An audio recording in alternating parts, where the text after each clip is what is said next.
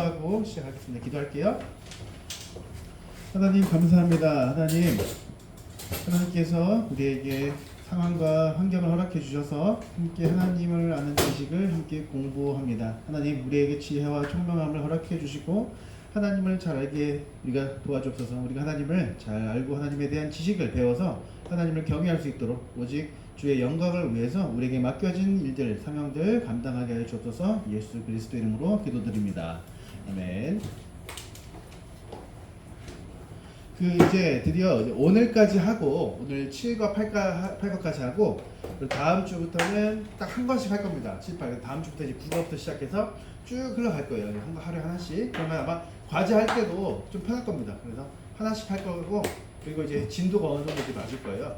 지나가고 중간중간에 과제 하나씩 또 프린트로 드리면은 그거 요약해서 마찬가지로 똑같이 요약을 해서 제출하는데 그 내용들이 뭐냐면은 원래 2년치 할 때 역사 관련된 것들 그리고 교육학에 관련된 거 교사 행정 이 세 가지가 더 있었는데 그 세 가지를 이제 같이 이제 프린트물로 드릴 거예요. 드린 거를 그거 마찬가지로 요약해서 제출하면 됩니다. 그리고 아직 파일 제출하지 않으신 분은 그대로 제출하시면 좋을 것 같고요. 너무 밀리지 않도록 이렇게 진행하겠습니다. 오늘은 이제 7과 8과 들어가는데 드디어 이제 중요한 내용이 이제 딱 정점에 이르렀어요. 물론 다 중요하지만은 서론에 관련된 부분 그러니까 아직 우리가 서론을 아직 다 끝난 게 아니에요. 성경론까지 끝나면서 신경론 넘어가면서 이제 그때는 신론으로 딱 들어갑니다. 신론 들어가면서부터는 서론 끝나고 성경론 끝나고 조금 더 심오한 내용으로 이제 들어가게 될 거예요. 오늘은 성경. 성경이랑 두 번째 시간 할 때는 8과에서는 신경을 우리가 한번 봅니다. 신경, 사도 신경 같은 신조에 관련된 것들이에요. 신앙 고백서 이렇게 해서 진행할 겁니다. 먼저 147페이지 한번 볼게요. 147페이지 보시면은 이렇게 시작을 해요.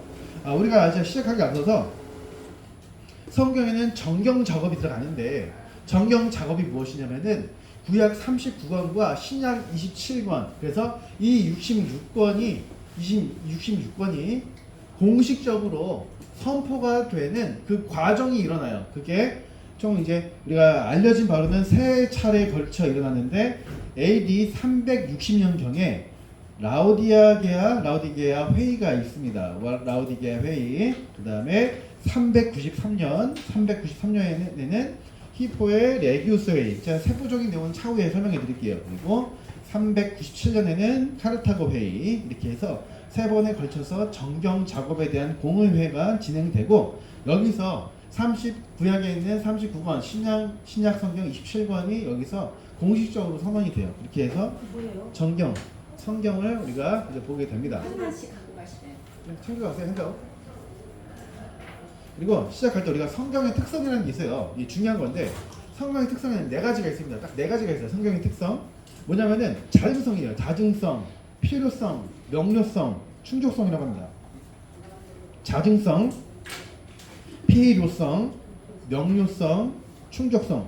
이게 뭐냐면은 자증성이라는 것이 성경이 스스로 증거한다는 뜻입니다. 성경 스스로가 구약 성경이 이렇게 기록됐으면 신약 성경 마찬가지로 성경 그 자체가 하나님의 말씀이라는 것을 성경 스스로가 증언한다고요. 그래서 자증성이라고 합니다. 성경의 첫 번째 특성이에요. 두 번째 특성은 필요성. 그러니까 반드시 모든 사람이 배워야 하는 교육적 기능을 갖고 있다 또는 권고적 기능이 있다라는 뜻입니다. 필요성이 모든 사람들이 반드시 배워야 하는 교육적 기능과 권고적인 기능이 있다라는 뜻이에요. 필요성. 세 번째는 명료성이라고 해요. 명료성. 저자이신 하나님의 뜻을 성령께서 증거하신다라는 겁니다. 그래서 누구든지 하나님의 말씀을 배우고 공부할 때 어떤 특별한 인문학적 소양이 없다 할지라도 인문학적 소양에 어떤 역사적으로 또는 철학적으로 언어학적으로 탁월함이 없어도 그래도 누구든지 성령께서 알게 해주신다는 뜻. 그리고 충족성이라는 게 있어요. 성경의 충족성 또는 완전성이라고 하는데 구원에 필요한 진리를 모두 담고 있다라고 해서 이렇게 충족성이라고 써요. 그래서 첫 번째 특성은 자증성, 두 번째 특성은 필요성, 세 번째는 명료성, 네 번째는 충족성 또는 완전성. 자, 그럼 이제 교재로 들어갑니다. 147페이지예요. 첫 번째 줄 일반 계시든 특별 계시든 우리가 계시를 알게 되는 것은 성경을 통해서다. 성경을 통해서 일반 계시든 특별 계시든 다 알고 있다고 얘기를 해요. 3장에서 타락이 있은 이후에 막 두발가인 이런 사람들이 나와요. 그런 사람들 통해서 철기 문화가 딱 시작이 됩니다. 철을 만드는 사람들, 문화적인 것들 다 만들어내는 사람들이 있어요. 다 일반 계시가 나와요. 근데 특별 계시 안에 다 포함되어 있다는 뜻이에요. 나중에 보면은 다윗도 블레셋에 가서 철기 문화를 배워요. 그래서 그때 나중에 다윗이 나라를 통치할 때 전쟁에 있어서 강해집니다. 전투력이 있어요. 그때 철기 문화 배워온 그 기술 가지고 곡괭이질이 아니라 그때부터는 이제 칼 만들고 그때 이제 창, 칼 다 만듭니다. 그때 철기 문화 딱 받아들이면서. 그래서 특별 계시와 일반 계시는 특별 계시에 그 밝혀진 진리 안에 모든 것이 다 수반되어 있다는 거예요. 세 번째 줄. 따라서 계시와 성경 사이의 차이와 연관성을 분명히 이해하는 것이 중요하다. 한편으로 이 둘 사이에는 명백한 차이가 있다. 모세 이전에도 계시는 있었으나 성경은 아직 존재하지 않았다. 계시는 때로 그것이 기록되기 훨씬 전에 이미 주어졌고 기록된 것보다 훨씬 더 풍성한 내용을 담고 있었다. 창세기 1장 1절부터가 하나님께서 어떤 분이신지를 딱 드러내요. 창조주 하나님이심을 딱 드러냅니다. 그래서 태초에 하나님이 천지를 창조하신다 시작을 해요. 그러면서 땅이 혼돈한 상태에서 하나님의 영이 수면 위에 운행하고 있고 그냥 그분이 그냥 공허한 가운데서 하나님 한 분 계셨어요. 한 분 하나님께서 계시는데 그때 딱 말씀하시면서 빛이 있으라 하시니까 이르시니 그대로 되니라. 빛이 생겼다고 얘기를 합니다. 우리 그 내용을 보면은 이미 하나님께서 계시고 하나님께서 그 계신 상태에서 계시를 주셨어요. 비록 기록된 계시가 모세 때 와서야 창세기가 기록되지만은 그 창세기의 내용을 보면은 이미 역사적인 사실들을 다 담고 있어요. 그 말은 무엇이냐? 이미 계시라는 것은 하나님께서 수요하심으로 있었지만은 그 기록된 계시는 창세기에서 다 담고 있다는 것이고 창세기가 담고 있는 것 외에도 하나님께서 주신 계시가 더 있다는 뜻이에요. 그러나 하나님은 그 계시를 알려주신 만큼 우리가 기억하도록 기록을 하게 해주신 겁니다. 자, 그 내용을 말하고 있어요. 기록된 것보다 훨씬 더 풍성한 내용을 담고 있었다. 그러나 우리에게 구술하신 것, 기록하신 것, 그렇게 해서 영감된 계시를 주셨는데 그것을 우리가 알도록 하셨는데 성경에서 기록을 하고 있다라는 겁니다. 밑에서 세 번째 줄. 따라서 성경은 그 계시 그 자체가 아니라 계시가 우리에게 알려질 수 있도록 묘사된 기록이다. 그러나 성경을 계시의 기록이라 부를 때 또 다른 오류에 빠지지 않도록 주의해야 한다. 계시론을 정점으로 딱 찍으면서 성경을 말씀하기 전에 계시론과 성경론을 말하기 전에 그 연결 다리로 이렇게 지금 묘사하고 있어요. 그대로 우리가 쭉 한번 읽어볼게요. 왜냐하면 다음 페이지 계시와 성경을 구별하면서도 두 개념을 분리시키는 사람들이 있기 때문이다. 분리주의자들이 이걸 가지고 분리시켜요. 계시랑 성경을 분리시킵니다. 그게 아니에요. 계시는 하나인데 그 안에 하나님께서 말씀하신 구술, 계시 기록의 영감, 구술의 영감이 있는데 그것을 우리에게 기록해서 알게 하신 겁니다. 근데 그걸 되게 복잡하게 분리를 시켜요. 계시 따로, 성경 따로. 그렇게 어떻게 돼요? 계시는 계시대로, 성경은 성경대로. 성경은 계시가 아닌 게 되는 거예요. 나중에 결국 그냥 하나의 인간 문화적인 개념에 의해서 기록된 문서물에 불과한 겁니다. 그러니까 무슨 말이에요? 계시가 아니라 계시물로 만들어 버리는 게 나중에 후기 또는 이제 20세기의 자유주의 학자들이 그렇게 만들었어요. 편집 비평 막 이런 게 생겨난 겁니다. 비평학? 그게 아니라 두 개념을 분리시키는 사람들이 있기 때문이다. 분리시키지 말아야 된다는 얘기예요. 두 번째 줄. 그들은 하나님께서 성경보다 앞선 계시에서 특별한 방식으로 역사하셨음을 인정은 해요. 하지만 그 계시에 대한 묘사는 전적으로 인간에게 맡겨진 것처럼 이해해야 한다. 그 결과 성경은 하나님의 특별한 섭리 밖에서 형성된 것처럼 제시한다. 이런 관점에 따르면 성경은 여전히 계시의 기록이긴 하지만 우연적이고 불완전한 산물에 불과하다. 우연적이다. 하나님께서 모든 작정하신 것을 하나님 앞에서는 우연한 게 없어요. 하나님은 다 계획하시고 섭리하시면 그대로 이루세요. 그런데 우리한테는 우연적으로 보일 수는 있겠죠. 그러나 우연이 아니라 하나님의 섭리 안에서 예정과 작정 가운데 일어나는 모든 하나님의 뜻이에요. 그런데 하나님마저도 우연적이다라고 보는 사람들이 있어요. 이런 사람들이 있다는 얘기입니다. 그러나 그것이 잘못됐다는 것을 간접적으로 비평하고 있어요. 그래서 밑으로 한 5번째 줄 가면은 이와 같은 입장에서는 하나님의 말씀과 성경 사이에 심대한 틈이 생긴다. 결국 그들은 성경은 하나님의 말씀이 아니다. 다만 하나님의 말씀이 성경 안에 포함되어 있을 뿐이다 라는 표현을 즐겨 사용한다. 대표적으로 세 사람이 있어요. 바르트, 몰트만, 불트만 이런 사람, 아니, 그런 사람이 있어요. 나중에 또 그런 사람들에 대해 설명해 드릴게요. 바르트만, 칼바르트 이런 사람들 있어요. 몰트만, 불트만, 위리겐 몰트만, 아놀프 불트만 다 독일 사람들이에요. 그러니까 독일 신학에서 자유주의가 다 거기서 나오게 됩니다. 이러한 생각은 성립할 수 없다. 두 가지 이유 때문이다. 첫째, 그 생각은 말과 글의 관계를 지나치게 기계적으로 해석한다. 둘째, 중요한 사실을 간과한다. 앞서 살핀 대로 하나님은 아브라함의 씨, 곧 그리스도 안에서 모든 인류를 위한 특별 계시를 주셨다.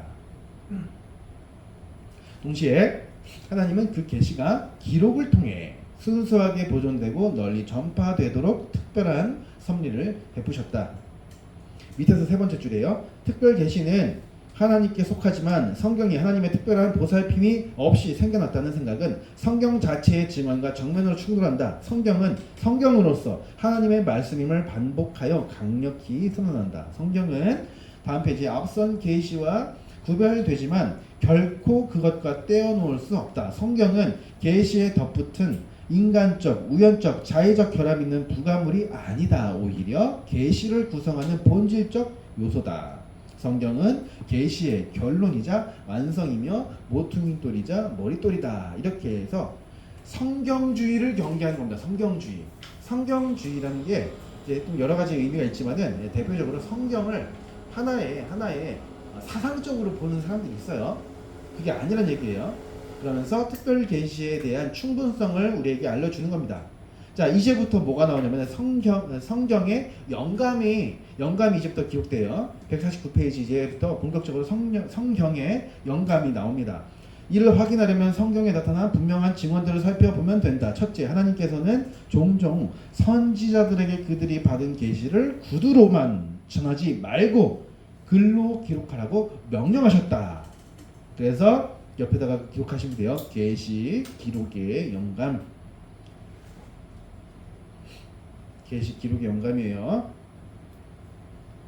쭉 그냥 나머지는 이제 이거에 대한 부연 설명드리고 쭉 그냥 참고 자료에 부연 설명으로 보시면 되고 밑에서 세 번째 줄. 둘째, 모세와 선지자들은 자신들이 하나님의 말씀을 말할 뿐 아니라 기록함으로도 그 말씀을 선포한다는 사실을 분명히 인식하고 있다. 선포. 뭘까요? 계시 구술의 영감이라는 뜻이에요.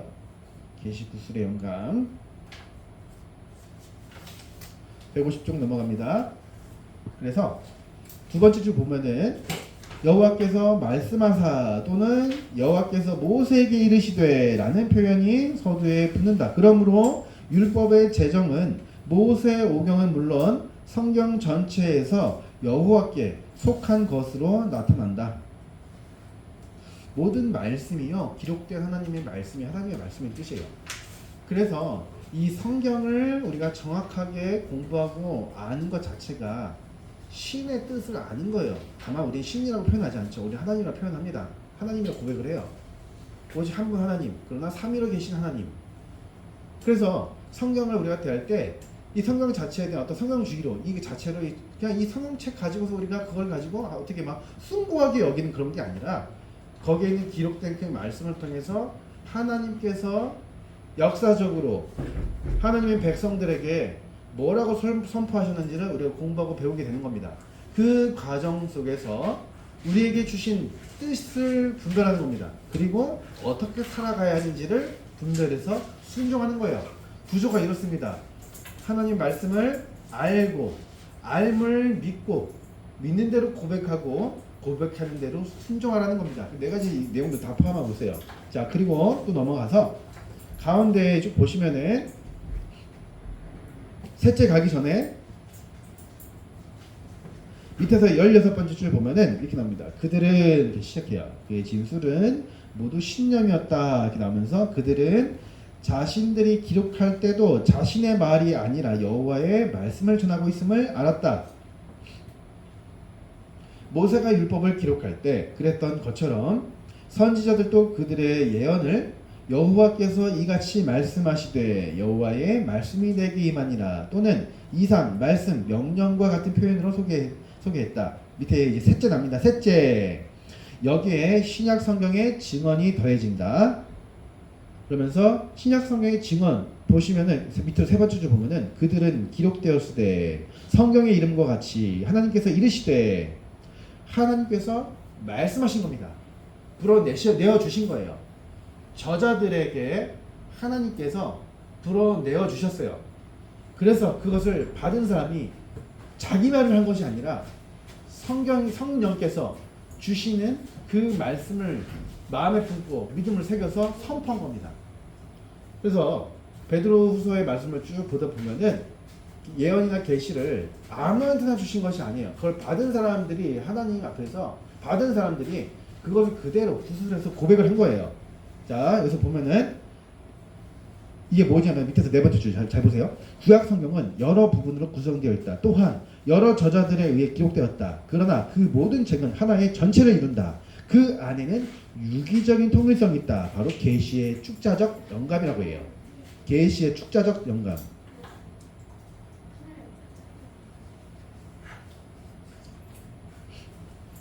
그리고 그 기록된 형태 안에서도 하나님께서 참된 저자이심을 분명히 드러낸다. 축자적 영감이 뭐냐면 뭐 찾아? 핸드폰?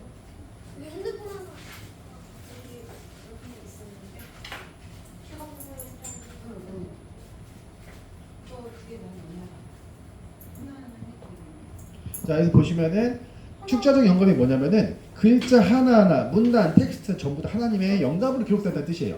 우리가 창세기부터 해서 출애굽기, 레위기, 민수기 쭉 우리가 성경을 봐요. 그런 내용들 전부 다 글자 하나하나, 문단, 텍스트 전체가 다 영감된 내용이라는 뜻이에요. 하나하나 전부 다 하나님께 그냥 인간이 뭐 그냥 베드로가 베드로 전서 후서 쓸 때 또는 사도 요한이 사도 뭐 저기 요한복음 쓸 때 또는 구약 시대에서 말라기라든가 예레미야라든가 시편 이런 저자들이 성경을 기록을 할 때 자기 마음대로 텍스트나 어떤 표현이나 이런 것들을 자기 마음대로 자기 멋대로 한 것이 아니라 그것조차도 하나님께서 감동해 주신 거예요. 그래서 이런 텍스트, 표현, 묘사, 수사학적 기법 전부 다 영감됐다는 뜻입니다. 다음 페이지 넘어갈게요. 151페이지 두 번째 줄. 즉 성경은 그 권위를 상실하거나 무효화될 수 없다. 또한 예수께서는 자신이 율법과 선지자를 폐하러 온 것이 아니라 오히려 그것을 완전하게 하러 오셨다고 말씀하셨다.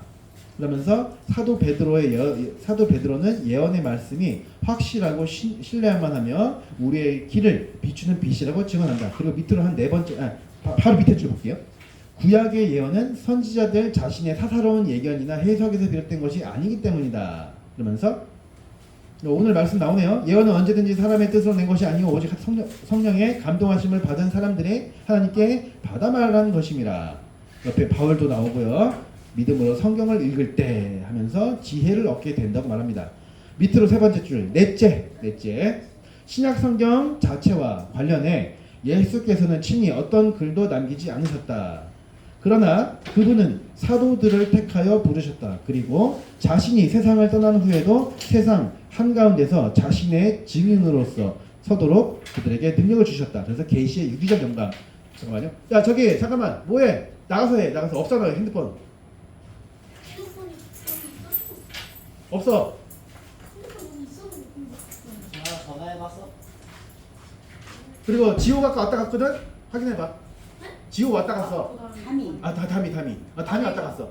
담이는 여기서 자기 가방만 갖고. 자기 가방만요? 태블릿 담이 거든. 담이 거예요. 누나 엄마한테 물어봐 일단. 이렇게 해서 유기적 영감이에요. 넷째, 이 유기적 영감은 뭐냐면은 증인으로 서도록 그들에게 능력을 주셨다. 특별한 그 밑에 줄 특별한 은사와 권능을 주셨다. 이게 유기적 영감인데요.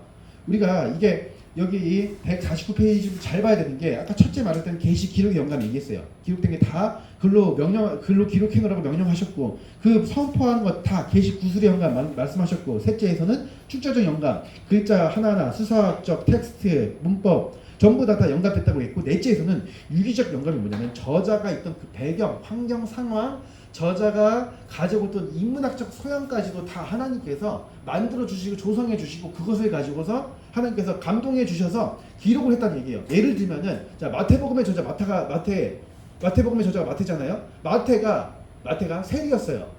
세리가 그냥 국세청 직원이라는 뜻이에요. 세리가 입장에서 자기가 가지고 있는 그 지식적, 인문학적 소양을 가지고 바로 유대인들 대상으로 기록됐습니다. 마가복음의 저자 마가는요, 마가 요한이에요. 베드로의 제자 마가 요한이 쓴 겁니다. 마가가 쓴 거예요. 예수님이 12제자가 아닙니다. 사도가 아니에요. 베드로의 제자예요. 속사도라고 합니다. 그 마가가 누구에게 썼냐? 로마인들을 대상으로 썼어요. 자, 예를 들면 이제 요한복음 볼게요. 사도 요한이 기록됐어요. 사도 요한이 유일하게 사도들 중에서 제일 마지막까지 1세기 후반까지 살아갑니다. 그때까지 쭉 살면서 요한복음과 서신서, 계시록까지 기록을 해요. 동티아누스 황제라고 해서 아주 극악무도한 그 황제 밑에서 쭉 해서 살았어요. 그럼에도 계시를 썼습니다. 그가 가지고 있던 지식들, 그가 가지고 있던 말투, 억양 다 반영됐다는 뜻이에요. 사도 바울을 볼게요. 로마서를 로마인들 대상으로 기록을 했어요. 그런데 그 사도 바울이 정말 최고의 당대 최고의 석학이었습니다. 그 박사급 되는 그 바울이 쓸 때 보면은 딱 말투가 달라요. 머릿말 시작하고 그러니까 에세이 형식이에요. 가만히 보면 로마서만 딱 보더라도 고린도 전서 후서, 디모데 전서 후서 다 에세이 형식입니다. 서론 보는 결론이 들어가요. 유일하게 논문 형식을 딱 띄고 있는 게 사도 바울의 특유한 문법 기록 그 방법이에요. 그런데 다른 복음서라든가 다른 기록 보면은 논문 형식이 아니라 그냥 상문식이죠. 근데 사도 바울은 자기만의 특별한 그 방법을 가지고 썼어요. 서론 보는 결론 그렇게 들어갑니다. 서론엔 반드시 인사가 들어가요. 서론에서는. 그리고 나중에 본론부터는 하고자 했던 내용들, 기독론이든 삼일체론이든 죄론 다 얘기합니다. 그리고 마지막 가서 결론에서는 문안 인사를 드리죠. 예, 그게 이제 로마서의 구조인데, 이런 저자들의 배경, 인격, 학식, 언어, 상황까지 하나님이 사용하셔서 그들에게 지성과 감성을 활용해서 그들이 기록하게 하신 것, 특별한 은사와 기능, 권능을 주신 것. 그래서 그렇게 해서 연관된 기록, 그것이 계시의 유기적 연관이라는 뜻이에요. 그래서 밑에서 세 번째 줄, 성령은 아들을 영화롭게 하기 위해 오셨다. 그래서 성령이 말씀하시고 행하시는 모든 것은 아들에게서 비롯된다. 바로 보냄받은 사람들이 아들에 관한 기록을 했어요. 그 아들에 관한 기록이 바로 구약시대의 선지자들이나 이런 제자들에서 일꾼들에 의해서 기록된 구약성경이고, 신약성경에서는 사도들을 중심으로 부름받은 사람들이 기록된 말씀들입니다. 다 아들을 위해서 기록한 겁니다. 구약성경에서는 앞으로 오실 메시아에 대해서 기록했다면, 신약성경은 오신 메시아에 대해서, 그래서 이것이 구약과 신약이라고 하는 정경 텍스트가 딱 된 겁니다. 152 이쪽으로 갈게요. 152페이지에 세 번째 줄, 온 세상으로 나아가라는 이 명령에는 직접적으로 많은 말을 하지 않더라도 그를 통해 예수를 증언하라는 사명이 내포되어 있다. 아브라함에게 주신 약속이 그리스도 안에서 인류에게 전해져야 했다면 복음이 기록되어 모든 시대를 위해 보존되고 모든 민족에게 전파되는 것 밖에는 그 목적을 이룰 길이 없었을 것이다. 그러므로 사도들은 복음을 전하는 사역 가운데 성령의 인도하심을 따라 자연스럽게 펜을 들었다. 두 번째 단락 보시면은 첫째 줄 마태, 그 밑에 줄 마가, 그 밑에 줄 누가, 밑에 줄 요한, 밑에서 네 번째 줄 사도 바울, 이렇게 해서 각각 저자들이 맨 밑에 줄 펜으로도 하나님의 말씀을 전했다. 입과 글로 하나님의 말씀을 받아서 기록하고 전했다는 겁니다. 이것이 하나님을 아는 지식이고, 절대 진리, 절대 거룩, 하나님에 관한 글, 하나님을 아는 지식, 성경 말씀이 된 거예요. 말씀을 말씀하신 겁니다. 그래서 성경 말씀을 계시라고 하지 계시물이라고 하진 않아요. 그래서 특별 계시라고 얘기하는 겁니다. 계시물이라고 하지 않아요. 인간은 계시물이에요. 인간은 자연 피조세계 계시물입니다. 이렇게 막 지나가는 뭐 강아지, 개 이런 동물들, 하늘에 나는 새들, 바다에 있는 물고기들, 태양, 은하계 계시물이에요. 그런데 일반 계시죠.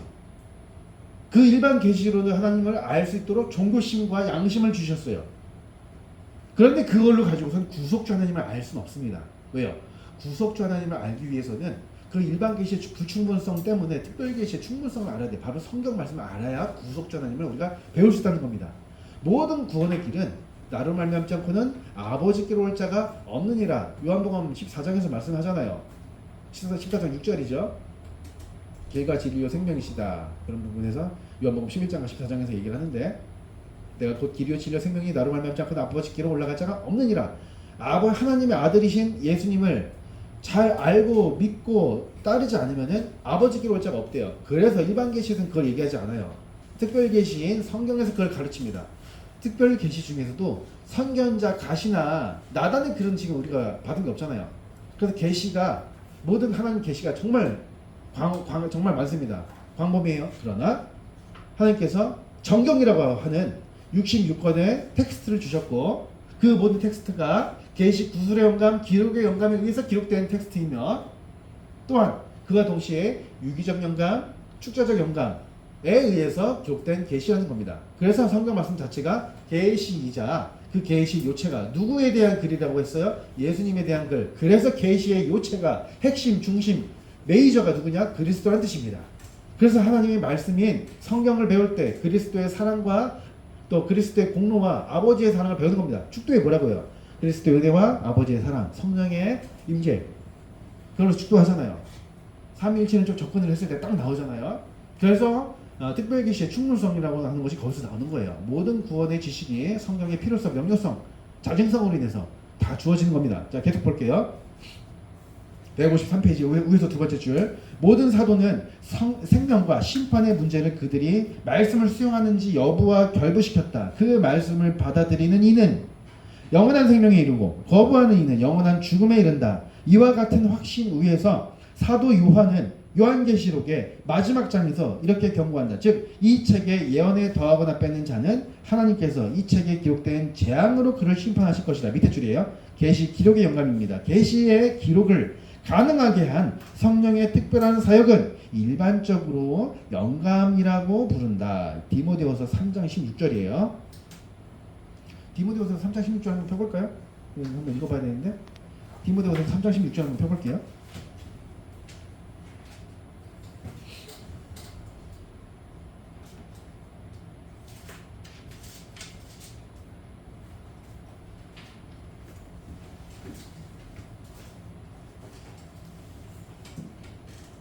디모데후서 3장 16절입니다. 다 같이 한번 읽어볼게요. 시작. 모든 성경은 하나님의 감동으로 된 것으로 교훈과 책망과 바르게 함과 의로 교육하기에 유익하니. 아멘.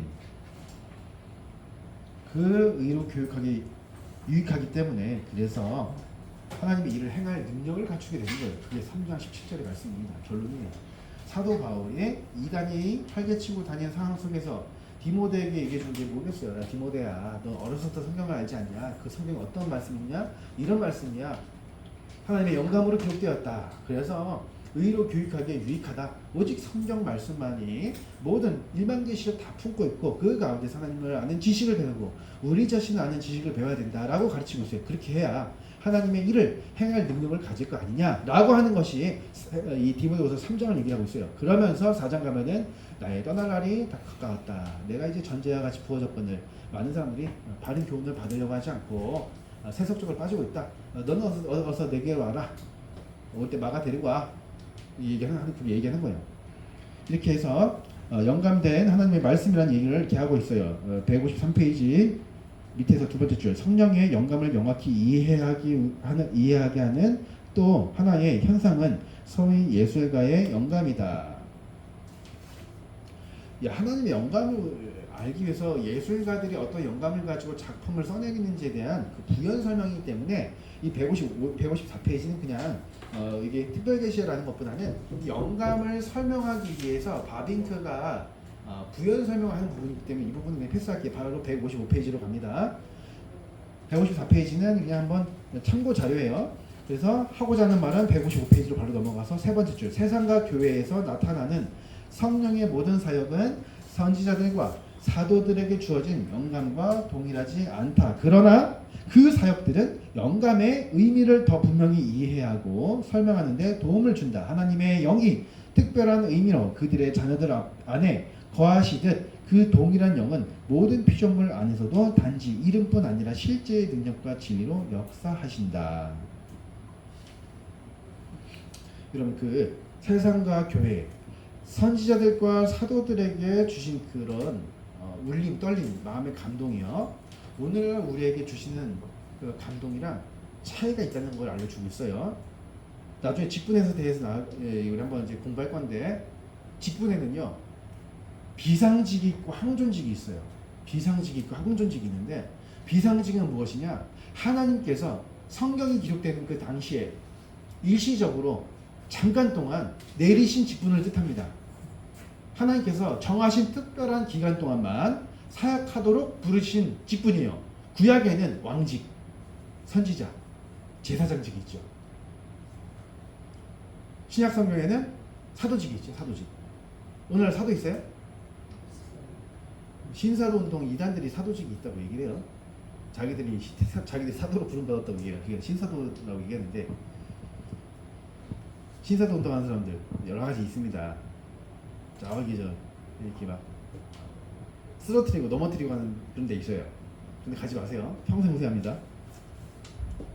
자기들이 사도라고 얘기하면서 신사도 운동을 막 펼쳐요. 그래서 막 몸 이상하게 떨고 막 종교 행사가 좀 특별한 데가 있어요. 다 이단들인데, 항존직은 무엇이냐? 목사, 장로, 교사, 집사가 있어요. 종교 개혁에서 가르치는 핵심 네 직분입니다. 근데 그것이 성경에서 말한 그 네 직분이에요. 목사, 장로, 교사, 집사. 그 집사는 안수 집사를 뜻합니다. 대표적으로 사도행전 7장에 7 집사 나오죠. 스테반부터 해서 빌립 집사부터 막 이렇게 나오잖아요. 그런 사람들 다 안수 집사들이에요.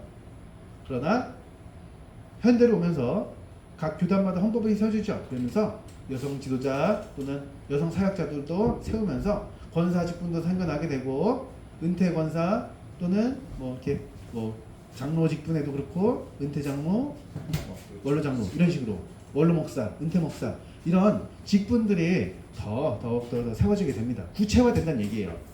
교회 교육을 위해서 직분들이 구체적으로 된다는 뜻이에요. 그러나 성경에서 가르치고 종교 개혁에서 가르친 네 직분은 목사, 장로, 교사, 집사, 이 네 직분이 있다는 거. 이게 항존직이라고 합니다. 그래서 이 항존직은 예수님이 다시 재림하실 때까지 없어지지 않고 하나님의 말씀을 끝까지 지키기 위한 사명을 받들어서 유지되는 직분이 항존직이에요. 그래서 우리가 때가 되면은 다 직분을 받는데, 교사 직분은 여러 가지 의미가 있지만은 종교 개혁에서는 박사를 가리키지만 박사에만 국한되는 것이 아니라 여러 가지 논문들이 나오는데, 주일학교 교사도 부분적으로 포함됩니다. 그래서 교사들은요 앉아서 책 읽고 그냥 가만히 그냥 한 인사가 아니라 연구자들 얘기해요. 연구자들. 그래서 과제가 많고 그래도 사명감 가지고 열심히 과제도 하시고 연구도 하시고, 제가 또 소논문 많이 드릴 테니까 열심히 공부하시면 됩니다. 다 주의 일을 위해서 필요한 것들이에요. 이렇게 공부하시면 됩니다. 왜요? 연구잖아요. 교사들, 디렉터, 닥터잖아요. 닥터. 그 교사예요. 티처 다 교사들입니다. 그래서 교사들, 성경에서 말하는 교사는 박사만 얘기하는 게 아니라 가르치는 모든 교회학교, 주일학교 교사도 다 포함돼요.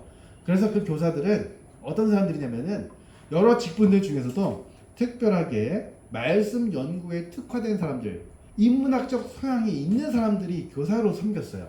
아무나 안 씁니다. 아무나 못 써요. 가르치는 은사가 없다. 제외되는 겁니다. 냉정하게 보는 거예요. 그래서 교사를 아무나 세울 수 없는 겁니다. 그 교사는 임명을 받아야죠. 그리고 교사를 통해서 연구가 진행되고, 이스라엘 가면 거기가 그 유대인 공동체 막 크리스찬들이 있는데, 거기 교회에서 교수부가 있어요. 교수부가.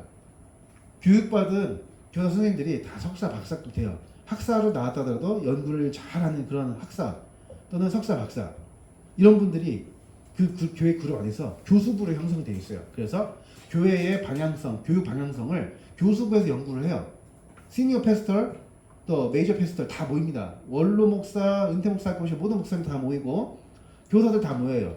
교수들도 그 자리에 모입니다. 공의회 같이 뭔가 이렇게 막 좀 이렇게 어셈블리로 모여요. 그 상태에서 교육에 관련 부분 토론을 합니다. 의논을 하고 논제를 제시하고. 그러니까 우리나라가 그만큼 아직 못 따라가고 있어요. 교회들이 아직 그렇게 못하잖아요. 교수부가 없어요. 우리나라는 그냥 교육부가 있을 뿐이지. 그게 있어요. 해외는 그게 있습니다. 영국 교회, 미국 교회, 이스라엘 교회도 메시아닉 보면 그거 다 있습니다. 거기서. 근데 그 사람들 다 랍비들이잖아요. 다 랍비들인데 회심한 사람들. 그러니까는 구약 성경을 그냥 이렇게 영어로 보는 게 아니라 그냥 원문 그 자체로 연구를 하잖아요. 그러니까 얼마나 이게 똑똑하고 하겠어요? 그런 분들이 퍼지고 나와서 하는 게 무엇이냐? 학술활동. 나이가 16살이고 20살인데 이 성경 지식이 탁월합니다. 근데 직장생활도 해요 또. 이중직도 해요.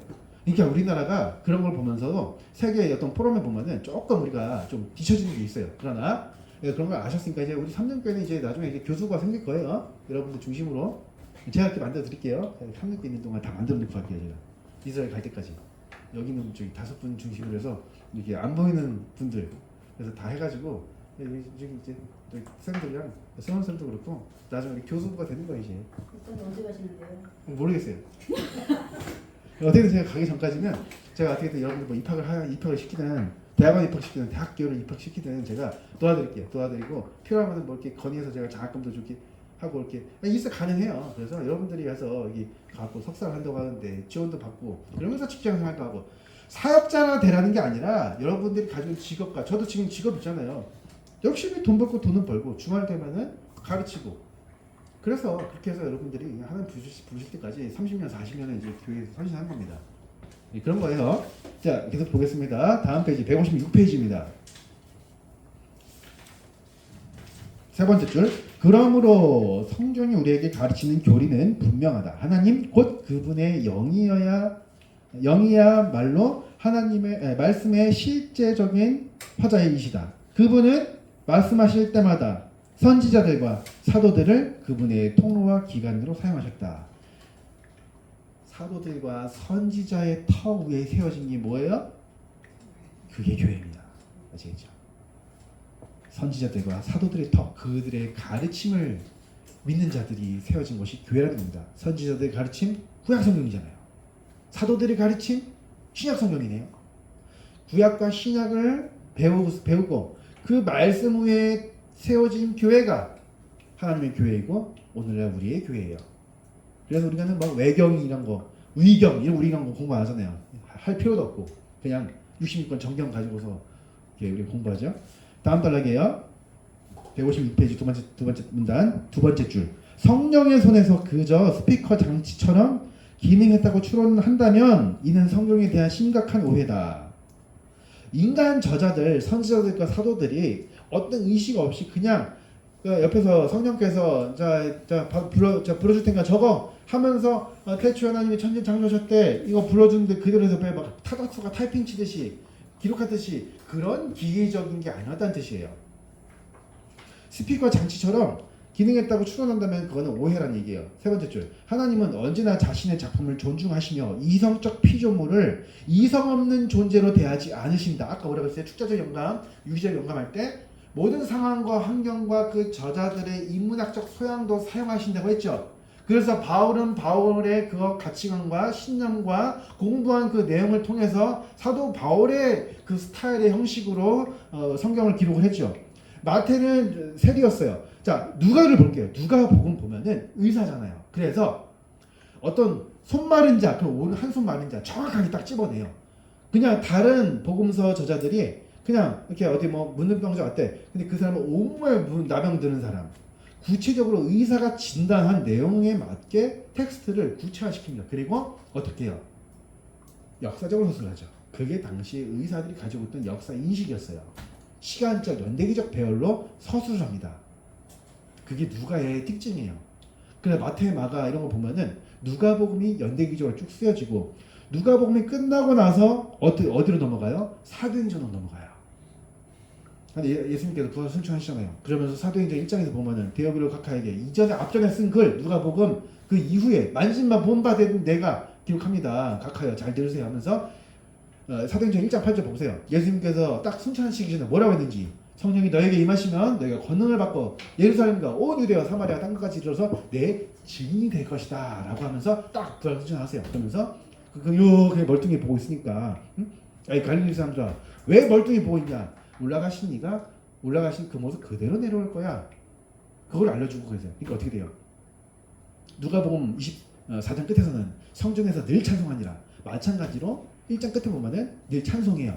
그리고 2장 가면 오순절 성령 강림이 다 일어나죠. 찬송하다가 다락방에서 기도하다가 바로 그런 원리예요. 바로 의사 누가가 그렇게 기록을 했다는 겁니다. 연대기적으로 썼다는 거. 157페이지입니다. 하나님의 모든 작품에서와 마찬가지로 여기서도 통일성에서 다양성이 나오고 다양성에서 다시 통일성이 드러난다. 하나님께서 선지자들과 서도들을 통해 우리에게 말씀하실 때 그분은 친히 말씀하신 그들의 인격 전체를 사용하셨다라는 겁니다. 밑에 줄. 그러므로 이 영감은 기계적이지 않으며 본질적으로 유기적 성격을 지닌다. 밑에 줄.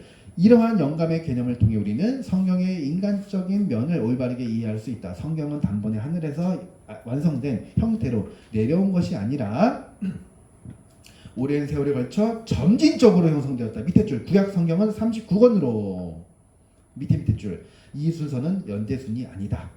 밑으로 한 네 번째 줄 보면 다 여기 다 예를 들어 하면서 에스라, 느헤미야, 에스더 다 나오고 보시면은 그러므로 이 배열은 시간 순서가 아니라 내용과 성격이 비슷한 책들을 묶어 구성한 것이다. 그래서 어떻게 구성되어 있어요? 구약 성경에는 율법서, 역사서, 시가서, 선지서 이렇게 구별되어 있고 신약 성경으로 넘어가면은 복음서, 사도행전, 그 역사잖아요. 사도행전, 서신서, 맨 마지막에 묵시록, 요한계시록인데 그 배열이 시간적 순서가 아니라 여러 세기에 걸쳐서 다양한 환경 속에서 성격이 비슷한 분야별로, 분과별로 묶었다는 얘기예요.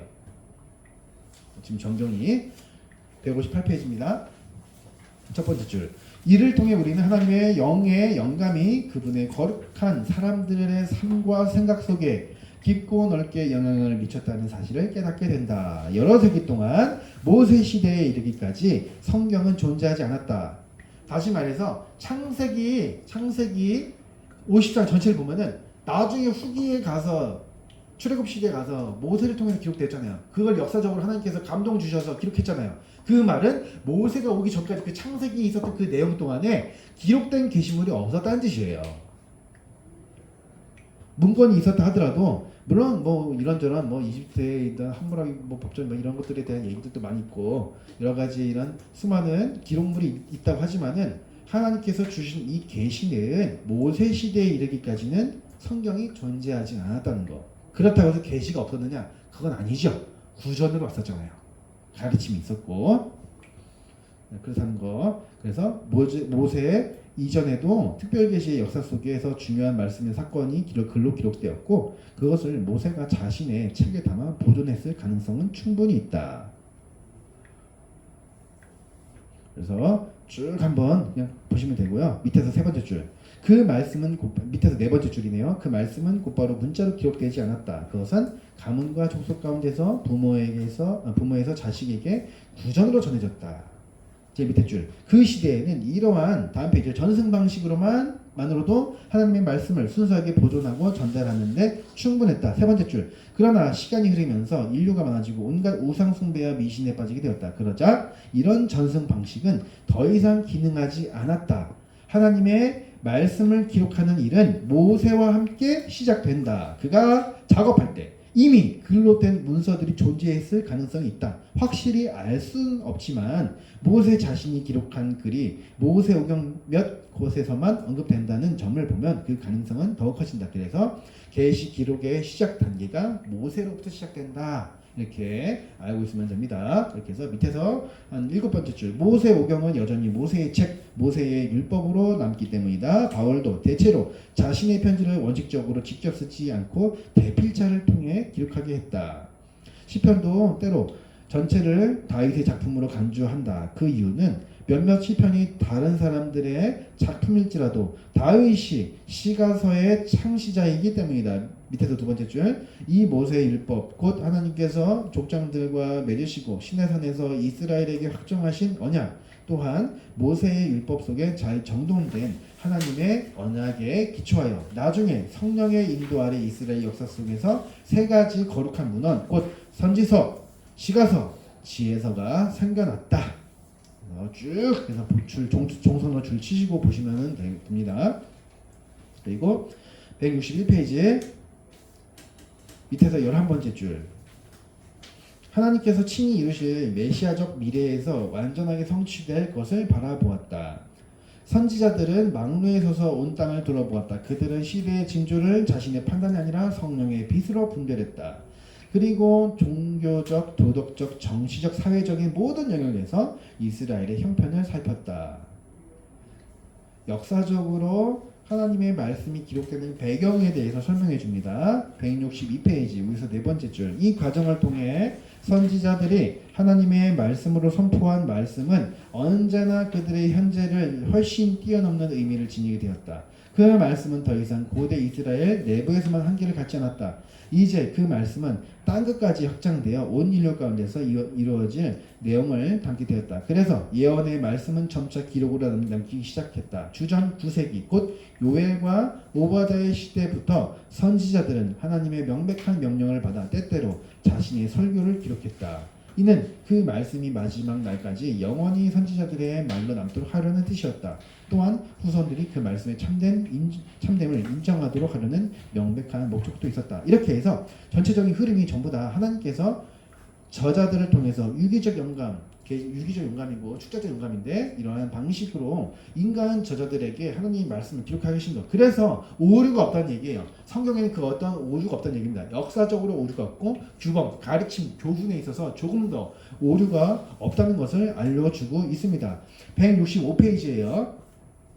전체 다 165페이지는 164페이지 제일 밑에 단락부터는 시가서에 대해서 나옵니다. 시가서 165페이지에서는 지혜서 다 똑같은 거예요. 다 똑같은 영역이에요. 예를 들면 잠언 같은 거 보면은 지혜서 그 165페이지 보면은 첫 번째 줄 끝에 보면은 하나님의 작정을 선포한다. 이게 다 하나님 말씀을 이렇게 선포하고 있다는 거. 세 번째 줄 지혜서는 이러한 하나님의 작정을 실제의 삶과 행동에 연결한다. 잠언 보면은 그 지혜서 잠언과 시편을 보면은 하나님의 작정을 선포하면서 지혜에 대해서 기록을 해줍니다.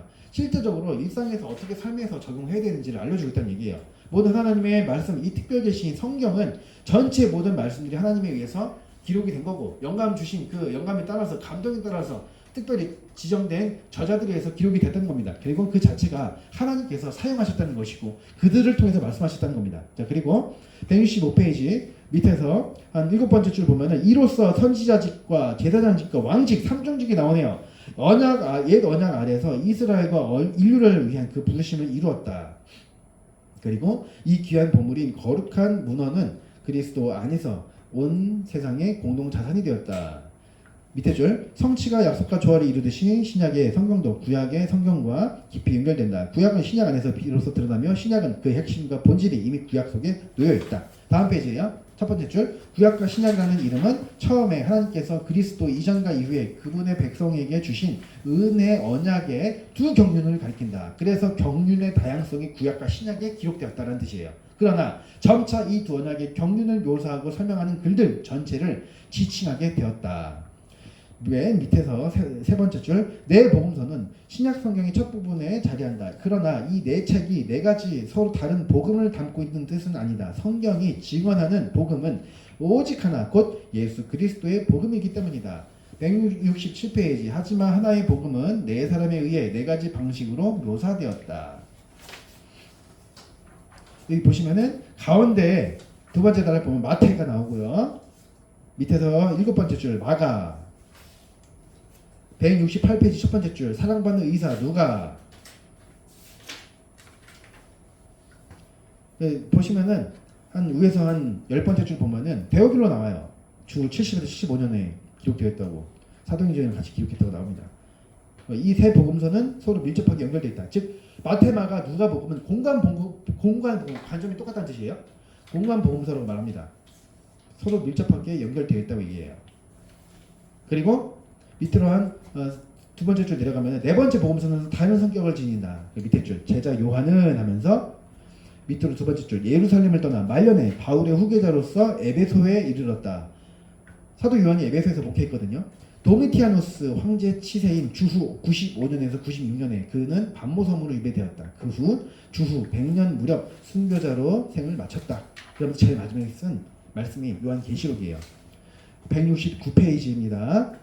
밑에서 한 8번째 줄 선지자들의 책과 마찬가지로 복음서와 사도들의 서신은 특정한 계기를 통해 기록되었다. 그러나 그 글들은 당시 교회의 일시적이거나 지역적인 관심을 넘어 모든 시대의 교회를 향한다. 성경 전체는 역사적 상황 속에서 생겨났다. 그러나 어거스틴이에요. 아우구스티누스의 말처럼 성경은 하나님께서 하늘에서 지상에 있는 그분의 교회에 보낸 편지다. 성경의 기원에 관한 역사적 연구는 성경을 잘못 사용하는 경우와 달리 성경의 신적 특성을 훼손하지 않는다. 즉 성경과 정경의 역사적 연구에 대한 긍정성을 얘기하고 있어요. 170페이지입니다. 170페이지에 171페이지까지 하고 잠깐 쉴게요. 170페이지입니다. 첫 번째 줄, 성경 각 권의 기원을 살피는 이 연구로 성경 연구가 끝나는 것은 아니다. 오히려 여기서부터 성경을 중심으로 한 학문의 넓은 영역이 비로소 열렸다. 이 모든 학문은 성경의 의미를 더 깊이, 더 분명하게 이해하게 하려는 궁극적 목적을 지니고 있다. 여기서는 핵심적인 몇 가지 사실만 간단히 언급하고자 한다. 첫째, 성경의 다양한 책들은 각각 따로 생겨났다라는 겁니다. 그 밑에 줄 보면은 정경, 곧 신앙과 삶의 규범 이런 게 있고, 줄 보시면 성경의 권위에 대해서 말하고요. 밑에서 네 번째 줄, 둘째 성경과 학문을 보는데 학문의 원리로 성경을 연구하는 방법론을 설명해주고 있어요. 밑에서 네 번째 줄, 선지자들과 사도들이 직접 손으로 남긴 원본은 예외 없이 모두 사라졌다. 원본이 있을까요, 없을까요? 없다는 얘기예요. 얘는 사본만 있어요. 그럼 어떻게 원본을 알아가요? 사본, A 사본과 A-사본이 있어요. B 사본과 B-사본이 있어요. 그래서 뭐 시나이 사본, 알렉산드리 사본, 여러 가지 사본들이 엄청 많이 있습니다. 그래서 사본과 사본을 통해서 역추적해서 원본의 한 문장을 추적해서 우리가 유추해 가는 겁니다. 그러면서 원본을 조금씩 우리가 발견해 나가요. 그렇다고 해서 원본은 아니죠. 사본이죠. 필사본입니다. 필사본을 조합을 해서 원본을 알아가는 거예요. 그래서 제가 설교 중간에 그럴 때가 있어요. 원문에 의하면 제가 말씀할 때가 있어요. 설교하다가. 그게 히브리어 원문 또는 헬라어 원문을 보면서 이게 과연 사본학적으로 어떻게 말하고 있는지, 이 문법적으로 위하여, 향하여 이런 것들이 어떻게 하고 있는지. 예를 들면은 그리스도 안에서 그리스도를 향하여, 그리스도께서 우리 가운데, 뭐뭐 가운데 어디 향하여, 이런 전치사에 따라서 해석이 달라지거든요. 그래서 원문을 알아갈 때 이런 문법적인 것까지 봅니다. 그래서 원본을 알아갈 때도 사본을 통해서 원본을 유추하게 돼요. 그러면서 하나님의 뜻이 무엇인지를 발견하게 되고, 그 번역을 하는 작업자들이 문헌학자들이고, 그것을 구약을 담당한 자들은 구약학자, 사본학자, 신약을 담당한 사람들은 신약학자, 그것을 역사적으로 구술한 사람들이 이제 역사신학자들이고, 그것을 체계화시키는 겁니다. 교리적으로 체계화시키는 게 조직신학자, 시스테마틱 티올로지. 제가 전공이 조직신학이거든요. 그런 겁니다. 네 번째 줄, 둘째, 선지자들과 사도들이 직접 손으로 남긴 원본은 예외 없이 모두 사라졌다. 지금 우리가 가진 것은 사본뿐이다. 구약에서 가장 오래된 사본은 9세기와 10세기의 것이다. 신약은 주후 4세기와 5세기의 사본이다. 이렇게 사본이라는 것이 있다는 것들. 그래서 171페이지 보면 사본들에 대해서 설명을 쭉 하고 있습니다. 위에서 한 7번째, 8번째 줄 보면은 오늘날 6번째 줄 보면 오늘날 우리가 사용하는 장 구분은 13세기 초부터 생겼다. 절 구분은 16세기 중반에 도입되었다. 16세기 중반, 그때가 언제냐? 종교개혁 시대예요. 종교개혁 시대 때 칼빈, 찌빙글리, 멜랑크톤, 루터 이런 사람들로 하여금 성경 연구가 진행되는데 더 깊이 있게 체계적으로 성경이 연구가 된 겁니다. 왜요? 그 당시에 종교개혁 당시에는 평신도들, 사제들 말고 평신도들은 성경 연구가 금지되어 있었어요. 함부로 연구를 하면은 뭐 잡아갔습니다. 그런 당시였어요.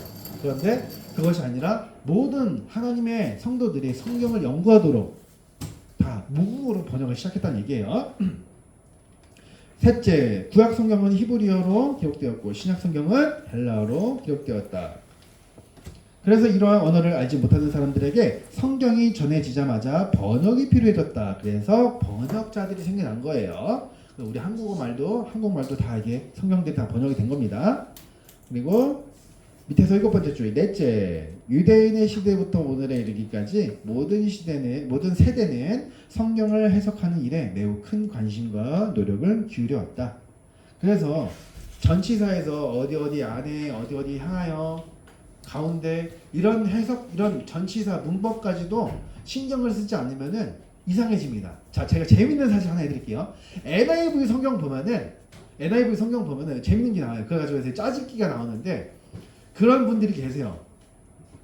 왜 우리가 보면은 믿음의 용사할 때 우리 12지파 12정탐꾼 혹시 기억나세요? 12정탐꾼들. 그거 보면 딱 두 사람만 믿음으로 땅을 정복을 해요. 누군지 기억나죠? 여호수아와 갈렙이잖아요. NIV 성경을 보면은 조슈아와 칼렙으로 나와요. 그래서 어떤 분이 그 얘기를 해요. 거기서 말하는 이 J와 C를 가지고 지저스 크라이스트다. 그리고 이 사람들이 예수님을 예표하는 사람들이야. 이렇게 접근을 해요. 위험한 겁니다. 그런 식으로 해서 원문을 보지 않고 그냥 대충 보게 되면은 영적으로 이렇게 해석을 해버리면은 이상한, 그렇게 보면 안 되는데 그렇게 접근을 해요. 그러니까 대부분 그런 식으로 얘기를 해요. 그게 아니라 모든 성경은 문법적으로, 역사적으로, 신학적으로, 그리고 사본학적으로 전체적으로 분석을 해서 메시지 하나, 설교 한 편이 그렇게 나오게 되는 거예요. 강의가 그렇게 나오는 거고, 그것을 신학적으로, 학문적으로 딱 이렇게 조직적으로 체계화시키는 게 조직신학 역할이고요. 이렇게 해서 하나님이 자신의 뜻을 이루는 데 사용한 말씀이다. 지금 시간이 49분인데요. 딱 넉넉히 쉬어서 55분까지 쉴게요. 55분부터 두 번째 8가 들어갑니다. 6분 드립니다. 5분 넘게 드리는 거예요. 아니야 지금 좀 말해. 좀 더 힘내.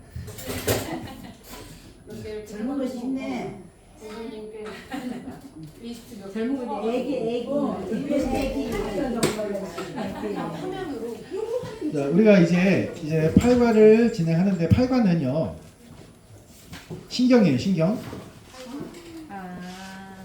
그래서 이게 사실 책으로는요. 15페이지밖에 안 됩니다. 15페이지밖에. 목사님 박지라고 그래요. 보세요. 187페이지까지거든요. 우리가 오늘 이게 내용이. 봐봐요. 지금 우리가 173페이지인데 187페이지 얼마 안 남았죠? 금방 해요. 그러네요. 예, 맞아요. 금방 합니다. 그거 봐요. 14쪽이네. 14쪽. 목사님 짧으네요. 예. 14쪽. 자, 예를 볼게요. 예를 볼게요. 우리가 한 가지 이렇게 아시면 좋은 게 배우면 배울수록 마음이 뜨거워집니다. 그래서 엠마오로 가던 그 두 제자가 그랬잖아요. 예수님 말씀 배울 때 우리 마음이 뜨겁지 아니하더냐 하면서 밤새도록 이제 또 막 공부하고 배워요. 그렇죠? 얼마나 우리 본받아야 돼요. 그렇죠? 본받아야 되잖아요.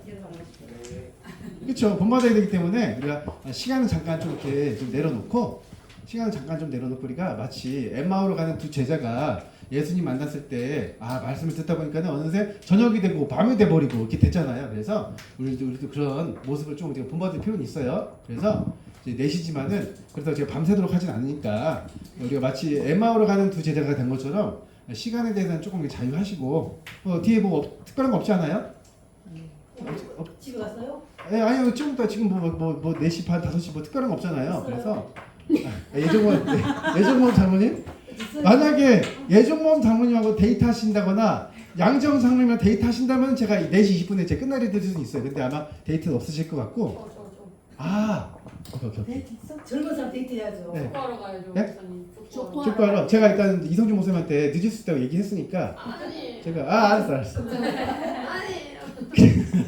그래서 우리가 오늘부터 해서 우리의 마음가짐을 마치 엠마오로 가던 그 두 제자가 예수님 만나고 나서 마치 날이 이렇게 해가 지도록 열심히 이렇게 배운 것처럼 그런 마음을 한번 우리가 가져볼게요. 그래서 우리가 한번 이제 시간에 대해서 좀 자유해질 수 있으니까 우리가 그거 다 배웠잖아요. 신약성경 다 계시 구술 영감이기 때문에 다 진짜 그렇게 했다는 거. 그러면 우리가 그 발자취에 따라가는 거니까. 지금 사모님 기다리시잖아요. 제가 얘기 났습니다. 제가 여보 미안해 제가 얘기 났어요. 그래서 자 이제 그럼 이제 핸드아웃 프린트물 들어가 볼게요. 자 보시면은 이게 왜 그러냐면 사실 신경이 제일 우리가 다루기가 어려운 부분이에요. 그래서 제가 요약을 한 겁니다. 신경을 다루기가 제일 힘들어요. 사실 제일 어렵고 페이지는 15쪽이지만은 이게 그냥 들어가게 되면은 이게 뭐지? 라고 생각할 수가 있기 때문에 제가 연대기적으로 조금 제가 자료를 가지고 왔어요. 총 예수님께서 승천하시고 나서 한 AD 30년 정도인데 그리고 나서 AD 57년경에 로마서가 쓰여져요. 그때 사도 바울이 한참 사역할 때고 네로 황제가 통치할 때 그때 초대교회가 이제 막 로마로 다 뻗어져 나가고 이런 상태였습니다. 그러면서 한쪽으로는 SNF라고 해가지고 막 이제 저항군도 생기고 이런 상황이었어요. 근데 그런 상황 속에서 하나씩 네로 황제 치하일 때 AD 64년 5년경에 대부분이 다 사도들이 로마로 흘러갑니다. 다 중심지로 가요. 로마에서 열심히 사역을 합니다. 로마에서 하나님 말씀 선포하고 전하고 디모데 같은 제자들 잘 키우고 에베소 교회 세우고 데살로니가 교회 세우고 고린도 교회도 크게 튼튼하게 잘 세우고 이렇게 다 했어요. 하는 상태에서 로마에 대화재가 발생합니다. AD 68년. 그때 이 네로 황제가 이 로마에 불을 지르는데 그걸 가지고 이제 하나의 역사적인 가설들이 되게 많아요. 근데 하나의 표본적인 것만 제가 그냥 간략하게만 소개해 드린 거예요. 대화재가 나는데 뭐 그런 내용들은 뭐 우리가 뭐 깊이 들어갈 필요 없고, 그래서 그때부터 이 그리스도인들에게 박해가 시작됩니다. 박해가 시작돼요. 여러분 혹시 바울이라는 영화 보신 적 있어요? 바울 영화 바울이라고 나왔는데, 영화 바울, 그래서 네이버에다가 바울 치면 그 리뷰가 있어요. 그래서 바울, 제목 바울의 배우 바울 영화가 나왔어요. 아내랑 그 같이 본 적이 있었는데 보고 나서 제가 좀 혼났어요. 이런 거 보여주냐고. 근데 그만큼 중요한 영화라 그래요. 좀 볼 필요 있거든요. 근데 너무 시간이 기니까 한번 찾아서 리뷰만 한번 보시면 좋아요. 바울이라고 하는 영화가 있는데 영화 한번 이렇게 보시면은 대충 이게 묘사가 되어 있어요. 사람들 그리스도인들을 매달아갖고 불태워요. 화형시킵니다. 그걸로 거리를 빛냈어요. 그래서 수많은 1세기 당시의 역사 내용들, 뭐 유세비우스라고 하는 사람의 이런 내용들, 필립 샤프라고 하는 사람들의 이런 교회사, 그 외에 여러 가지 있는데, 그리스인들을 박해할 때 뭐 굶주린 사자랑 싸우게 하는 것도 막 이렇게 있고, 또 이렇게 막 이렇게 참수형으로 이렇게 죽이는 경우도 있고, 또는 화형을 시킬 때도 있습니다. 한 번에 여러 명 막 불이 타잖아요. 그걸로 뭐 거리를 밝힌다든가 그런 일들이 비일비재했습니다. 초대교회 당시에 박해가 시작됐는데, 그게 도미티아누스 황제 때는 결정이 이르러요. 그때가 이제 다 대부분 순교당하고 디모데도 죽고 도마 같은 사람들 다 죽고 다 이런 사람들 다 이제 끝나고 맨 마지막에 사도 요한이 순교당합니다. 그러면서 박해가 절정에 달하게 돼요. 그런데 나중에 콘스탄티누스 황제가 일어서게 되면서 기독교를 공인을 시켜요. 그래서 그것이 321년에 이탈리아 밀라노에서 일어난 밀라노 칙령이 일어나요. 그 칙령으로 인해서 기독교를 용인해 줍니다. 콘스탄티누스 황제가. 그렇게 해서 전쟁에 이제 승리한 기념으로 하나님께서 도와주셨구나 그러면서 그 사람 나중에 이제 죽을 때쯤 세례받았다고 하는데, 그때 이제 기독교가 자유를 얻습니다. 321년에. 그리고 323년도에부터는 자율적으로 이제 막 이런 다 조금씩 교회들이 다 생겨나고 문제가 생겨요. 어떤 문제가 생기느냐? 이단들이 이제 들끓기 시작합니다. 안 그래도 있었던 이단들인데 이제 초대교회 딱 이제 사도들이 다 죽고 300년 뒤에 이제 어떤 일이 벌어지느냐? 안 그래도 이제 그 전에도 이미 이단들이 많았어요. 예수님은 인간이다, 피조물이다, 이런 이단들이 일어납니다. 거기서 아리우스라고 하는 사람이 등장해요. 아리우스 장로예요. 장로 직분이에요. 플러스 박테리안이라고 하는 장로 직분이었어요. 그 장로 아리우스가 나와서 예수님은 피조됐다. 그래서 마치 하나님처럼 본질이 있지만은 유사할 뿐이지.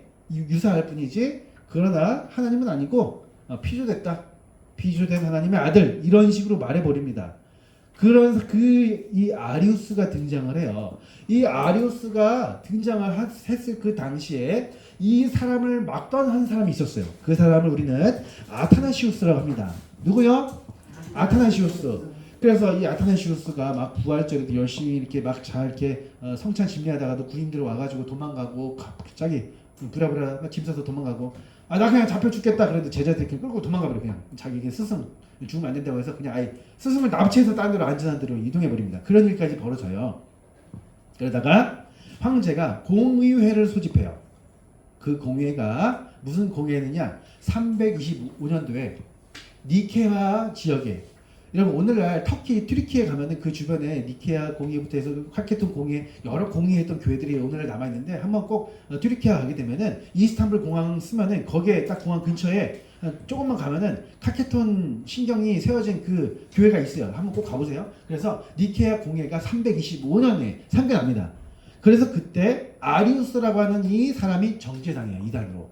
그때 이 사람을 막은 사람이 아타나시우스입니다.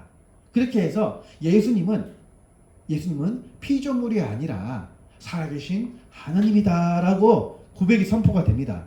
아리우스라는 사람이 정죄가 돼요. 그래서 그때 작성된 신경이 니케아 신경이라고 해요. 325년도입니다. 거기까지는 좋았어요. 그런데 이제는 또 이단들이 또 들끓고 일어나요. 그런데 이번에 또 일어난 이단은 예수님의 아리우스는 신성을 부인해서 예수님은 피조됐다. 근데 아폴리나리우스라고 하는 이단이 등장하는데 이 사람은 예수님의 인성을 부인했어요. 가연설주의자입니다. 뭐냐면은 그렇게 예수님처럼 보였어. 근데 예수님 아니었어. 왜요? 이때가 4세기거든요. 이미 300년 이상 지난 후니까 예수님 당시에 300년 전에 예수님께서 사역했던 그 당시를 떠올렸을 때 이 성경을 볼 때 예수님이라고 하지만 실제로는 예수님처럼 그 사람이 그냥 사람처럼 보였을 뿐이지 그냥 신에 불과하지 사람은 아니었어. 인성을 부인합니다. 그러면서 성령 잉태를 부인을 해요. 아폴리나리우스가. 그런 짓을 벌입니다. 그런데 그때 이 사람을 정죄한 갑바도기아 신학자 3명이 등장합니다. 누구냐? 바실루스라고 하는 사람이 나타나고 두 번째 나지안추스 그레고리오스 또 다른 사람이 니사의 그레고리오스라는 나지안추스라는 그 지역이에요. 나지안추스에 있는 그레고리오스 니사라고 하는 지역의 그레고리오스 이런 사람이 등장합니다. 그래서 이 아폴리나리오스라는 사람이 영과 혼과 육을 3분수로 인간을 나눠버립니다. 이게 왜 위험하냐면 이게 잘못된 거예요. 뭐냐면은 그냥 예수님은 하나님이신데 그냥 육체처럼 보이기 위해서 잠깐 육화된 어떤 하나 무엇이 됐을 뿐이지 사람은 아니었어. 그냥 마리아의 태에서 나타난 신이지만은 그 신의 아들이지만은 신이지만 사람은 아니었어 라고 말합니다. 자, 그럼 무슨 문제가 벌어질까요? 사람이 아니었어요. 여러분 제일 뒤에 제가 또 여러분들이 이해하기 쉽게 제가 또 만들어 왔어요. 제일 뒤 거 보세요. 제일 뒤에 예수님 그려 생긴 거 예수님 보이세요, 여러분? 예수님 보이셔야 돼요, 여러분. 예수님이 다 보여야 돼요. 예수님 안 보이면 안 돼요. 예수님이 다 보이셔야 돼요. 물론 뭐 실제로 못 보죠. 근데 제가 예수님 보이게 만들어 놨어요. 그래서 예수님께서 신성과 인성으로 해서 두 본성이 있는데 만약에 인성이 없고 신성만 있다 하면은 과연 십자가의 죽음이 가능했냐? 라는 질문이 오게 됩니다. 신성만 있었다. 그럼 부활 가능하겠어요? 안 되잖아요. 그래서 애초에 예수님은 영원 전부터 중보자이세요. 그분이 신성으로만 계셨던 분이 마리아의 태에서 성령으로 잉태되면서 그 육체가 조성이 된 거예요. 그래서 참 하나님이시자 참 사람이에요. 진짜 사람이었다. 진짜 하나님이었어. 그래서 참이라고 하는 베라라는 말이 참됨이라는 말이 붙어요. 수식어로. 이게 엄청 논쟁이 됐어요. 그냥 사람이었냐 진짜 사람이었냐. 하도 못 믿으니까 진짜 사람이었어라고 해서 교부들이 만들었어요. 집어넣는 겁니다. 그래서 참이라고 말 붙어요. 번역을 해서 참이라는 거지 진실로 이런 뜻이에요. 이렇게 해서 어느 육체 가운데 나타난 인간적인 지성이다 라고 해서 삼분서를 말하는 사람이 있었는데 바로 여기서 3명의 신학자가 딱 막습니다. 이단들은 딱 막아대요. 그래서 바실루스 한 실체가 있다. 한 분 하나님이신데 그 하나님 위격으로 계시는데 그 위격이 바로 아버지와 아들이 계셨다라는 겁니다. 나지안추스 그레고리오스는 얘기해요. 삼위일체를 딱 말합니다. 아버지와 아들은 동일 본질이시다 라고 얘기를 합니다. 컨스부스탄티알리타스 제가 논문인 제목이 컨스부스탄티알리타스거든요. 삼위일체론이거든요. 제가 논문 쓸 때 석사 논문 쓸 때 바로 그거를 주장을 해요. 그리고 니사의 그리고리오스는 페리코레시스라고 해서 위격이 서로 침투한다. 서로가 교제한다. 상호 침투, 상호 내재라고 얘기를 합니다. 뭐냐? 아버지와 아들과 성령은 서로가 교제한다. 서로가 함께 계신다. 서로가 삼위로 계시지만 한 분 하나님이셔. 라는 주장을 해요. 그렇게 함으로 인해서 아폴리나리오스가 정죄돼요. 이단으로 정죄됩니다. 거기까지는 좋았어요. 시간이 흐르자 또 이번에는 또 이단이 또 등장해요. 어떤 이단이 등장하느냐? 이번에는 네스토리우스라고 해가지고 양성의 결합, 그러니까 하나님이 그리스도 안에 내주하신다. 그리스도의 신인 양성은 본성일 수 없으며 단지 병준할 뿐이다. 무슨 말이냐? 위격 중에 하나, 두 본성은 가짜다. 이게 그럴 수 없다 라고 말합니다. 제가 한번 질문해 볼게요. 마리아가 하나님의 엄마예요? 그리스도의 엄마예요? 예수님이 엄마예요? 하나님의 엄마예요? 잘 생각해 보세요 한번. 예수님이 엄마가 맞아요? 하나님의 엄마가 맞아요? 두 분 다. 두 분 다? 네. 두 분 다? 예수님이 하나님이십니다. 그렇죠. 바로 그거예요. 예수님이 엄마지만 하나님의 엄마는 아니다. 왜요? 예수님은 신성이 아니기 때문에 마리아는 그리스도의 하나의 예수, 인간 예수의 엄마일 뿐이지 하나님의 엄마는 될 수가 없다. 왜요? 신성을 인정 안 했기 때문에. 그런데 뭐예요? 예수님은 신성과 인성 다 있다고 했죠. 신성으로서는 5,000명을 먹이세요. 인성으로서는 배가 고프세요. 인성에 따라서는 졸리세요. 그러니까 배에서 주무세요. 그 배머리 있으면 엄청 크게 배멀미 해요. 거기서 주무세요. 골아 떨어진 겁니다. 그만큼 피곤하셨다는 얘기예요. 사역하고 나서. 그런데 신성으로서는 그 풍랑을 잔잔하게 하세요. 잔잔하라. 그래서 제자들이 이 사람이 뭐길래 바다가 말을 듣지? 그래요. 그런데 인성에 따라서는 십자가에서 내가 목마르다 얘기를 해요. 신성에 따라서는 그 목마른 사람들한테 내가 너희에게 생수의 강이 흘러 넘치게 해주겠다. 요한복음 7장. 그래서 신성에 따라서는 목마른 사람들에게 목마르지 않게 해주시고, 신성에 따라서는 말씀으로 모든 것을 다 지으시고, 신성에 따라서는 배고픈 자들 오병이어 기적을 일으켜 주시고, 그런데 인성에 따라서는 배가 고프시고 나사로 죽은 다음에 슬퍼서 우시잖아요. 눈물을 펑펑 흘리세요, 막 그냥. 그리고 배도 고프시고 졸리시고 40일 동안 광야에서 이제 마귀한테 사탄한테 시험 받잖아요. 마태복음 여기 3장에서 마가복음 1장 그리고 누가복음 3장인데 거기 시험 받잖아요. 40일 동안 배가 고프잖아요. 그러니까 마귀가 뭐라고 해요? 야, 이 돌덩이 떡덩어리 되게 봐. 너 배고프잖아. 오늘 그 떡 나오는 거 너무 맛있잖아요. 그거 얼마나 맛있어요. 그 막 배고파 죽겠는데 떡 얼마나 맛있어요. 그 저기 술떡이에요? 좀 맛있는데 그 떡 보면 얼마나 배고파요. 그러니까 마귀가 그걸 딱 치는 겁니다. 원문에서는 빵이라고 얘기를 해요. 빵. 그 나라에는 빵입니다. 빵. 레헴이라고 해서 레헴. 베들레헴으로는 빵집 그런 뜻인데 빵이라고 해요. 배고프면 빵 만들어 먹어. 아니시잖아요. 배고픔이에요. 인성에 따라서는 배가 고프십니다. 그거를 거부한 사람이 네스토리우스예요. 양성을 얘기하지만 양성 그렇지 않아. 이거 잘못했어. 혼합됐어. 그냥 그런 거 없이 그냥 예수라는 이 사람은 그냥 그런 거 없어. 두 본성이 어딨어. 그냥 예수라는 인간이 있을 뿐인 거야. 그래서 데오토쿠스 그러니까는 마리아라는 사람은 그리스도 예수라는 한 인간의 엄마일 뿐이지 하나님의 엄마는 될 수가 없다 라고 주장했습니다. 그 말도 막 너무 이단 같아요. 그렇죠. 네, 그러니까 이게 예를 들어서 이단이니까 이단만 한 거예요. 참 사람이다, 참 하나님이다까지는 되겠는데 네. 지금 넘어가서 이제 마리아가 하나님의 어머니다 아니다 이러니까 이거 자체가 그래서 이때가 언제예요? 이때가 431년 에베소 공개 나잖아요. 알렉산드라 키릴이 말하는데 우리가 오늘날 보면 그것조차도 뭔가 모순이 있다고 느끼지. 왜요? 우리 이미 신학이 정교가 되고 체계적인 신학이 있기 때문에 사도신경이 있기 때문에 우리 그렇게 보이는데 그 당시는 그거밖에는 막을 수 있는 길이 없었어요. 그래서 신학의 발전이 종교 개혁입니다. 그래서 그때부터 신학이 딱 체계가 돼요. 그래서 이때 에베소 공의회 때 네스토리오스가 이때 이단으로 정계됩니다. 그때 바로 치고 들어온 사람이 유티키스라는 사람이 있었어요. 그 사람도 똑같은 부류의 이단이었어요. 근데 유티키스가 어떤 사람이느냐? 권력이 있는 사람이었어요. 백이 있는 사람이었습니다. 이 사람도 이단이라고 되는데 449년도에 딱 이제 교부들 다 모아놓고서 이제 나중에 군대 이끌고 가서 칼 들고 가가지고 이 사람 이단으로 정제시키지 마 해가지고 그냥 부인하게 만들어요. 강도 회의라고 합니다. 나중에 그때 교황청이 있었죠. 교부들 화가 납니다. 그래서 나중에 다시 새로 우리 제대로 한번 하자 해서 그때 레오라고 하는 사람이 있었어요. 레오라고 하는 사람을 통해서 어떻게 막냐? 이 유티케스를 막아줘요. 어떻게 막냐? 이 사람은 신성과 인성을 혼합시켜 버립니다. 그리고 변화되어 육화된 하나의 본성. 그렇게 얘기를 합니다. 그냥 마리아에게서 나오신 그리스도는 그냥 한 사람의 형상을 가졌지만은 실제로는 가지지 않았다. 그냥 또 하나 가연설주의자로 얘기를 합니다. 그래서 레오 1세가 딱 어떤 글을 쓰느냐? 혼합 없이, 변화 없이, 분할 없이, 분리 없이 한 위격에로 속한다. 두 본성에 대한. 그래서 어떤 교리가 나왔느냐? 위격적 연합이라는 교리가 나와요.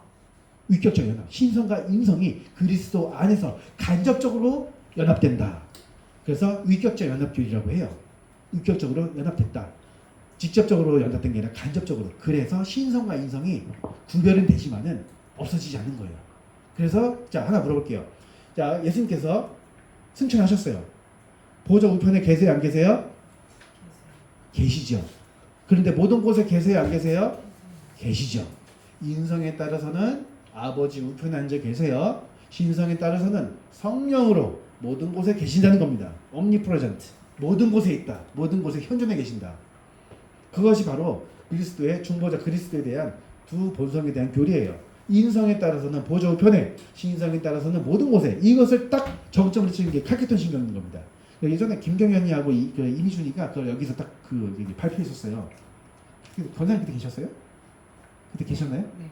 경현이 그 요만할 때 네. 이준이랑 그래서 이제 이거 외워서 얘기했어요. 팔케톤 신경이라고 해서 이게 좀 긴데 이거 외워서 발표한 애들이 있었습니다. 이렇게 해서 딱 여기까지 이렇게 생각이고 나머지 5차, 6차는 그냥 이거는 참고만 하세요. 이런 게 있었다.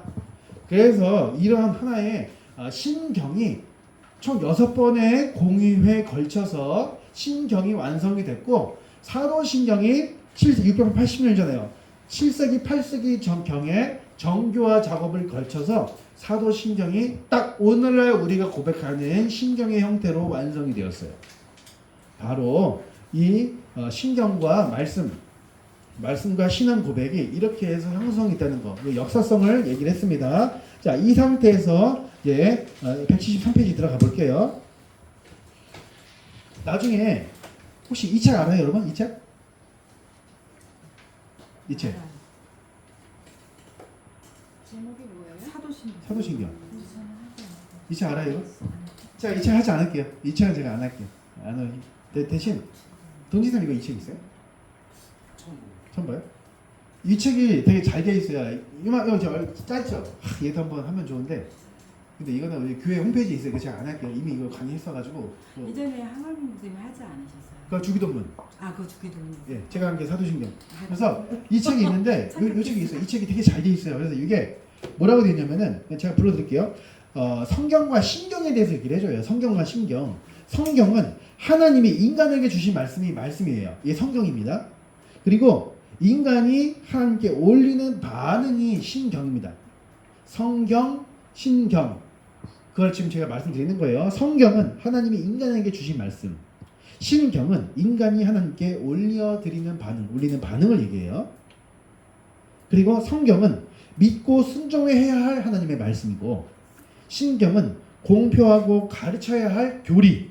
이게 신경이에요. 성경은 원규범이라고 합니다. 원규범이자 1차적 규범이라고 얘기를 해요. 신경은 파생된 규범이자 2차적 규범이라고 말합니다. 그리고 성경은 객관적 진리를 선포하는 것이고 신경은 교의적 성격을 지닌 가르침의 규범이라고 하는 겁니다. 자, 이 정도로 해서 말씀드릴게요. 그래서 신경을 통해서 교리가 나온 겁니다. 제가 그래서 그걸 한 작년까지 해서 2년 동안 교리 교육을 한 건데 교리가 바로 서야 교회가 바로 섭니다. 만약에 교리가 넘어지잖아요. 그럼 교회가 넘어지게 돼 있어요. 신비주의 다 들어옵니다. 교리가 바르게 서야 교회가 서는 거고 교리가 무너지게 되면 교회가 무너져요. 같이 있습니다. 같이 갑니다. 근데 이게 이 신경이 나오려면 왜 말씀으로 돌아간다는 그런 게 있잖아요. 네. 근데 사실은 성경은 하나님께서 어느 정도 그래도 우리가 알아갈 수 있도록 알려주시지 않았나요? 그렇죠. 성경. 근데 이 신경에서 나온 교리는 우리가 알아갈 수가 없어요. 어려워서. 신경이 왜 세워졌는데요? 더 어렵잖아요. 신경이 왜 세워졌어요? 신경이. 아니 뭐 지금 말하는 거로 하면 이렇게 되는데 어쨌든 신경은 예. 좀 사람들이 많이 하는 거잖아요. 사람들이 그쵸. 고백하는 거잖아요. 하나님 올려드린 고백. 네, 고백한 거. 맞아요. 예. 근데 이제 그게 예. 꼭 내가 동의를 해야 됩니다. 동의해야죠. 왜요? 고백해야죠. 아니 근데 이제 신경에는 그 예. 성경과 같은 예. 그 권위와 예. 그거는 없다. 권위에 있어서는요. 자, 권위 정리해 드릴게요. 성경과 똑같은 권위 있다. 권위는 성경만 있어요.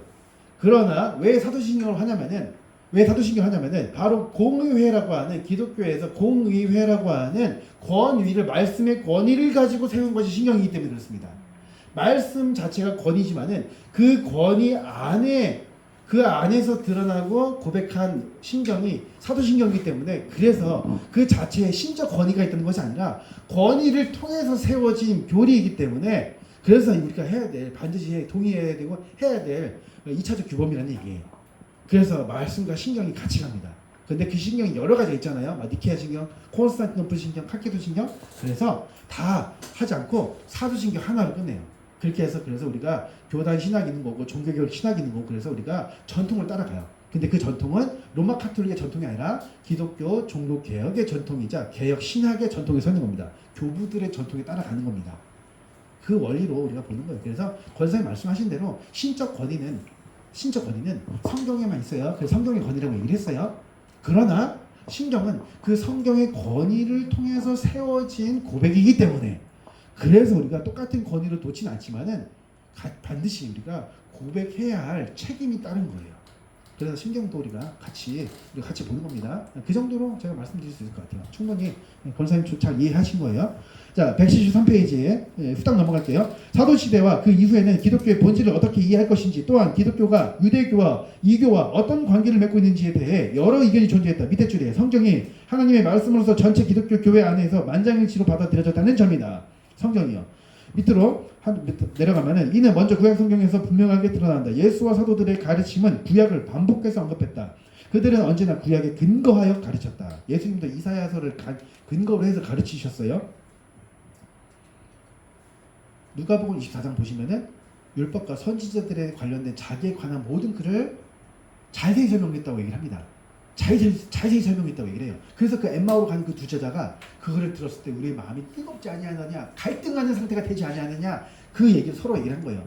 축사하서 떡을 떼시고 축사하실 때 눈이 딱 밝아졌다고 얘기를 해요. 근데 딱 보니까 예수님이 안 계세요. 부활하신 예수님이 안 계십니다. 그러면서 야, 우리가 아까 그 길가에서 들었을 때 그 우리의 마음이 뜨겁지 아니하더냐, 바로 그 상태인 겁니다. 갈등하는 상태로 변화가 된 겁니다. 그러면서 나중에 성령의 임재를 체험하면서 성령 임재, 즉 성령의 전으로 이 두 제자가 바뀌게 돼요. 거듭남이 시작되는 겁니다. 바로 그 원리로 같이 보는 거예요. 자, 밑에서 네 번째 줄. 따라서 신약 공동체는 한순간도 성경 없이 존재한 적이 없다. 처음부터 율법과 시편과 선지서를 가지고 있었다. 구약 성경이 있었습니다. 여기에 곧바로 사도적 글들이 더해졌다. 밑에 줄. 온 교회를 향해 기록되었다. 다음 페이지입니다. 서신들처럼 174페이지에 로마, 고린도, 고르세와 같은 특정 교회를 대상으로 기록되었다. 이 모든 글은 사도들과 사도적 인물들이 쓴 것이다. 사도적 인물, 마가, 누가 같은 사람들 있잖아. 마가나 누가, 사도들 아니에요. 사도 같은 인물들. 마가가 마가복음 썼잖아요. 누가가 누가복음을 사도행전 썼고, 야고보서 쓴 사람이 누구예요? 야고보잖아요. 그 야고보가 큰 야고보예요, 작은 야고보예요? 예수님 동생. 맞아요. 사도 아니에요. 예수님 동생이 쓴 겁니다. 야고보서는 맞아요. 사도들이 아니에요. 다만 하나님께서 사도들 또는 사도 그 라인에서 배움이 있는 사람들, 다시 말해서 작정한 사람들이에요. 작정한 사람들, 하나님께서 예정하신 사람들, 그런 사람들로 하여금 사도적 인물이라고 얘기를 하는데, 그런 사람들로 하여금 성경을 기록하게 했다는 것. 자, 밑에 줄. 예배 모금에서 낭독되었고 다른 공동체에서도 낭독되고 되도록 전달됐다. 위에서 8번째 줄. 베드로후서 3장 15에서 16절에서 베드로는 그의 독자들이 얼마 전에 바울에게서 받은 편지를 언급한다. 그는 거기서 자신이 전한 것과 동일한 가르침을 담고 있는 바울의 다른 편지들에 대해서도 말한다. 즉 무슨 뜻이에요? 사도들끼리 교류를 했다는 뜻입니다. 혼자 책을 쓴 것이 아니라 서로 교류하면서. 그러니까 사도 바울이 고린도 전서 쓸 때 베드로가 결혼했다는 얘기를 합니다.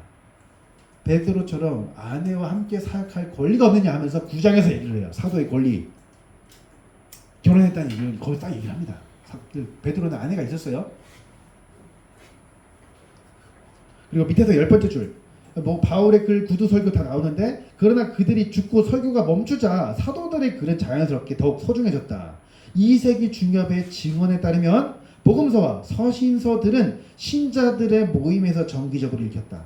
그 밑에 줄. 2세기 말에 이르러 신약 성경의 글들은 구약 성경과 함께 신앙 공동체 모임에서 정기적으로 읽히는 성경 전체, 우리 믿음의 터와 기둥, 곧 권위 있는 성경으로 여겨졌다. 그러면서 이레나우스, 알렉산드라의 클레멘타, 다 터툴리아누스는 잘 보세요. 이 사람은 삼일체론을 정립한 사람이에요. 터툴리안이. 그러나 몇몇 글, 곧 히브리서, 야고보서, 유다서, 베드로후서, 요한이서, 요한 3서, 요한계시록, 그다음에 바나바의 편지, 헤르마스의 목자 등에 대해서는 이를 거룩한 글로 인정해야 하는지에 대한 오랫동안 이견이 있었다. 정경이 있을까요? 바나바의 편지 정경이에요? 헤르마스의 목자, 이런 책들 나중에 아마 이제 디다키 이런 거 있는데 되게 내용이 좋아요. 저도 이거 다 읽어보고 했는데 되게 내용 되게 좋습니다. 근데 정경에 들어갈까요? 헤르마스의 목자 이런 것들 아니죠. 아까 우리 정경에 대해서 얘기 나눴습니다. 하지만 이 문제에도 점차 분명해졌고 마침내 만장일치 이르렀다. 교회가 공통으로 인정한 글들은 정경, 진리의 규범 또는 믿음의 규범이라는 명칭 아래 하나로 묶였다. 그 글들은 360년 라오디게아 회의, 393년 누미디아의 히포 레기우스 회의, 397년 카르타고 회의에서 정경으로 공인되고 확립되었다. 제가 아까 말씀드린 거예요. 밑에서 5번째 줄. 이 봉사는 말씀 봉사자들. 이 봉사는 그 말씀이 신자들의 모임에서 설교되고 선포되고 적용될 때 이루어진다. 또한 언어의 표준들 가운데 나누어지고 권징을 통해서 지켜질 때 이루어진다. 그러나 더 넓은 의미에서 그 말씀이 사람의 마음과 삶, 직업과 사업, 가정과 일터, 학문과 예술, 국가와 사회, 자비와 선교 사역 속에서 삶의 모든 부분에 적용되고 다음 페이지요. 176페이지 실현되며 주권을 갖게 되는 것 역시 말씀에 대한 봉사에 속한다. 자, 여기서만 보면은 뭐예요? 자, 직업과 사업, 가정, 일, 학문, 예술, 일반 은총 계시 영역이에요? 특별 은총 계시 영역이에요? 일반 은총이. 근데 다음 페이지 보니까 첫 번째 줄 뭐에 대한 봉사래요? 말씀에 대한 봉사. 그래서 특별 계시에는 일반 계시를 담고 있다는 얘기예요. 열심히 하나님 말씀 섬기면서 말씀 사역을 하는 것 자체가 이미 국가를 위한, 사회를 위한 사명감 있는 사역이라는 얘기예요. 이게 중요한 겁니다. 바빙크가 20세기 학자거든요. 19세기, 20세기 학자거든요. 이때 이 통찰력으로 이 네덜란드가 변화가 돼요. 막 해그 특사 가고 할 때 그때 아간파천 있은 이후에 막 해그 특사 보내잖아요. 우리나라 그 고종 당시에. 그때 통찰하는 정치가예요. 이 사람이. 물론 그런 내용들 다루진 않지만 저기 조선에서 이런 사람들 갖다 뭐 그런 것들은 내용은 담지 않지만 그 당시에 우리나라는 일제히 막 그 강점기 들어갈 때지만은 그 당시에 네덜란드에는 어떤 자유주의와의 투쟁이 있었는지를 보여주는 건데 바로 하나님의 일을 열심히 하는 것 자체가 사회와 국가적으로 열정을 다하는 모습이다라는 성도의 성품을 가르친 겁니다. 그래서 열심히 성경 공부하면 그 자체가 사회를 위한 기업을 세우는 겁니다. 자, 볼게요. 두 번째 줄. 교회는 진리의 기둥과 터가 되어야 한다. 즉, 교회는 세상을 향해 이 땅에서 진리를 지키고 유지하고 확증하는 기둥과 터로 서야 한다. 기둥과 터는 그 자체로 진리가 아니다. 왜냐하면 진리는 그 자체 안에 곧 하나님 안에 근거하기 때문에 진리의 요체 그리스도다. 이런 걸 이게 보게 됩니다.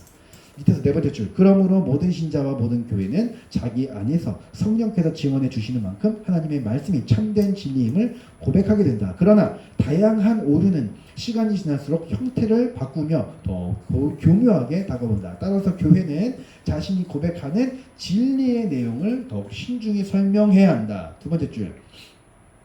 믿는 바를 명확하고 모호함이 없는 용어로 표현해야 한다. 그리하여 구두로 하는 고백은 시대적 상황과 필요로 말미암아 자연스럽게 기록된 고백으로 발전한다.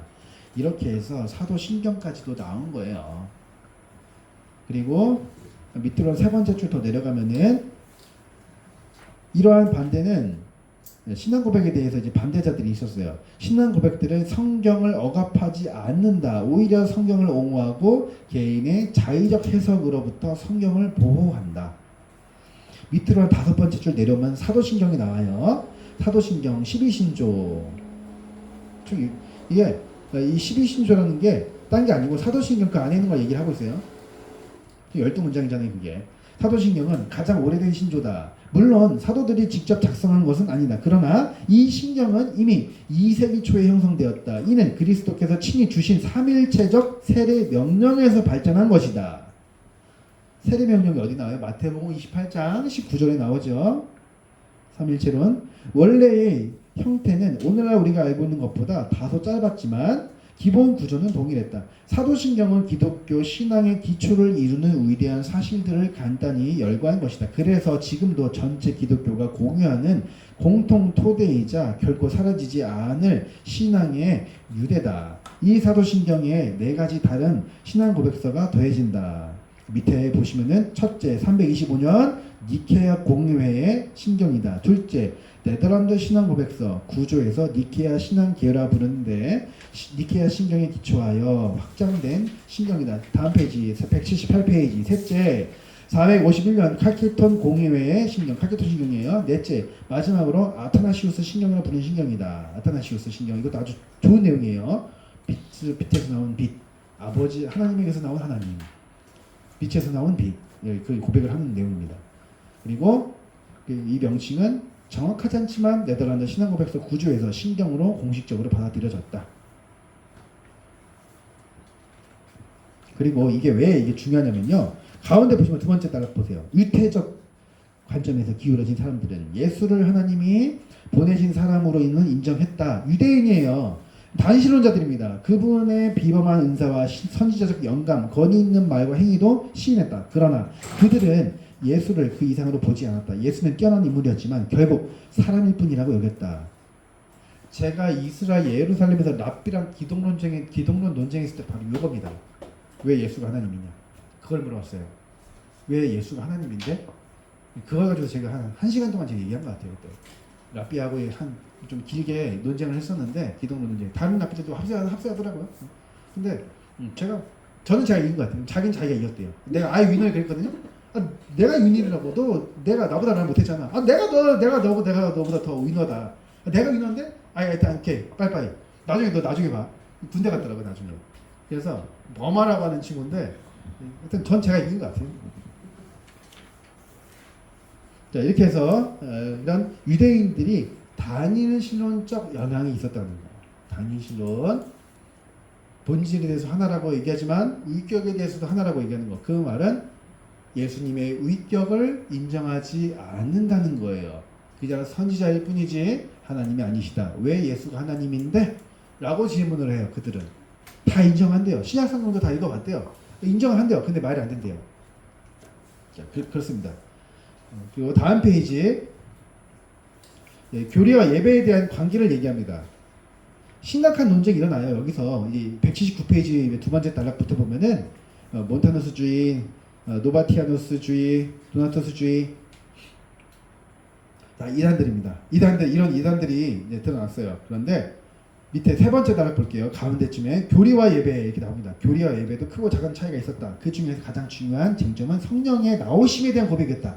이게 필리오케라고 하는 논쟁이거든요. 필리오케 이게 391년 콘스탄티노플 공의에서 이게 선포가 됐어요. 필리오케가 뭐냐? 이 라틴어거든요. 라틴어 필리오케. 필리오란 말은 아들이란 뜻이에요. 라틴어로 아들. 쾌라는 거는 전치사 어디로부터 그러니까 아들로부터라고 하는 논쟁이 있었어요.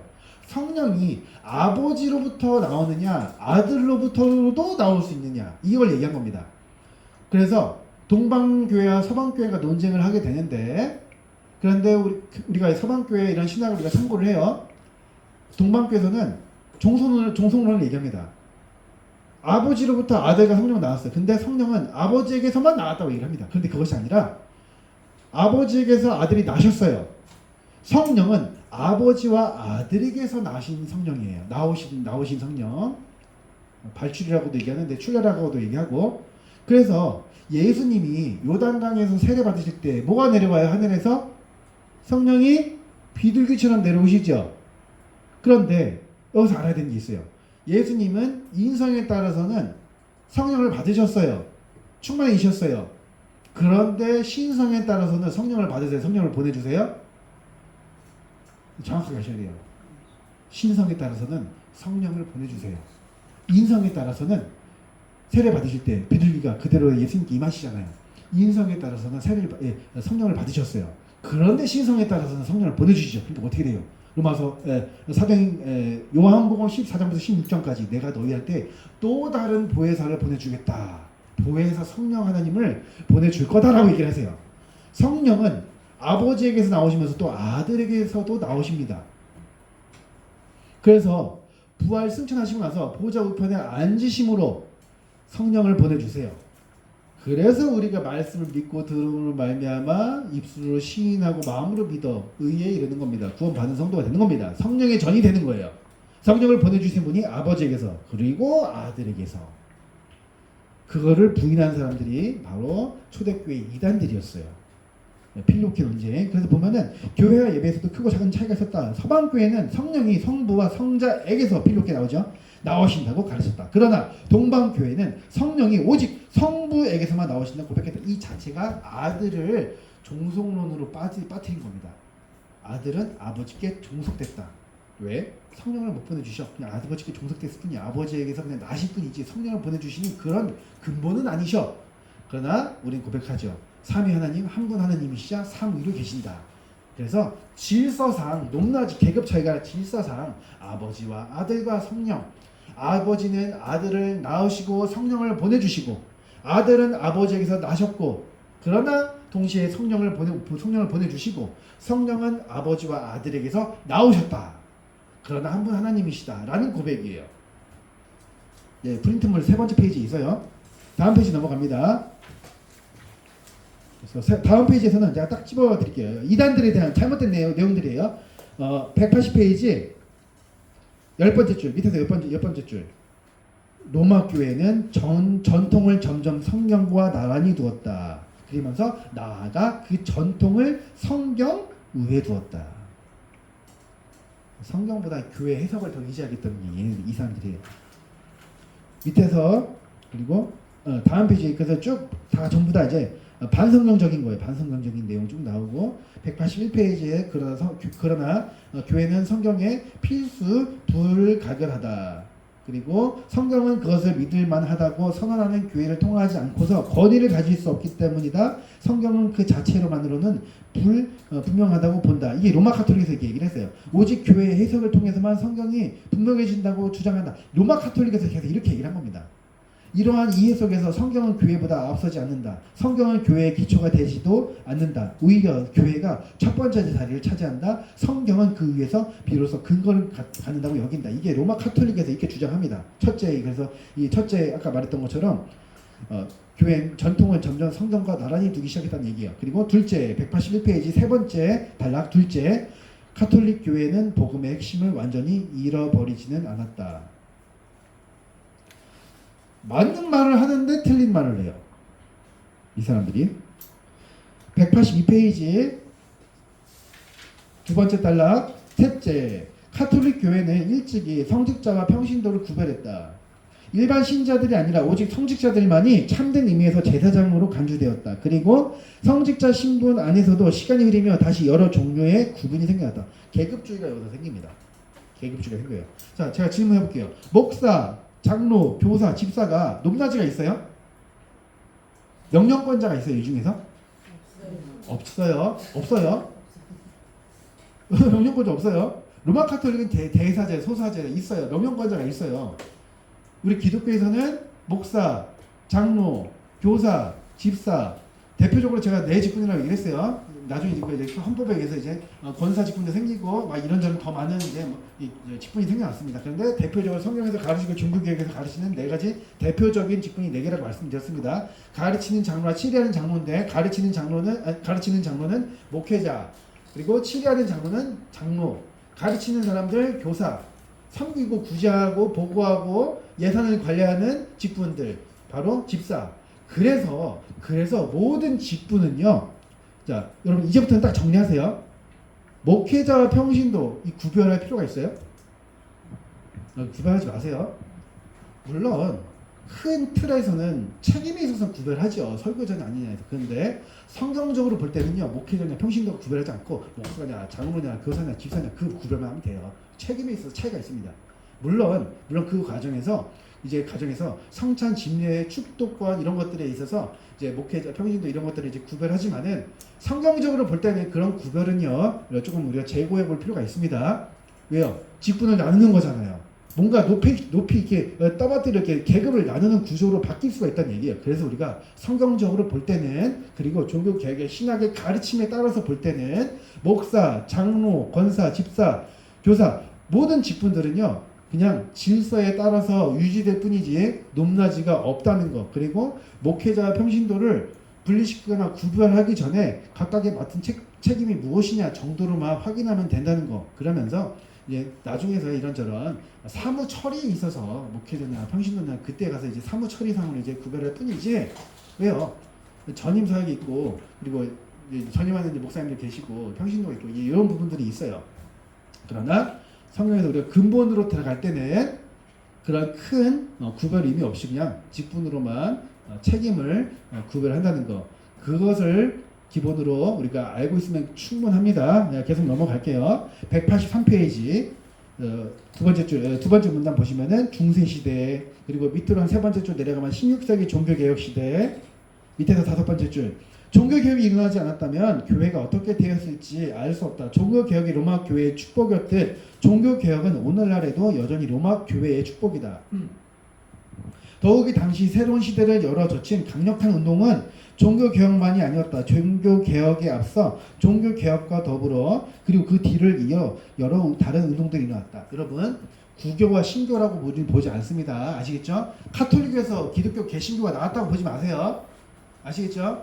역사 전체 교회사를 보면은 구교에서 신교가 나왔다가 아니에요. 이미 로마 카톨릭 말고 별도의 라인이 존재했습니다. 그래서 중세에는 위클리프라든가 얀 후스 같은 그런 평신도들이 있었어요. 이미 초대 서방 교회, 서방 신학, 아우구스티누스 또 아타나시우스의 이런 신학을 배우고 있던 라인이 이미 있었습니다.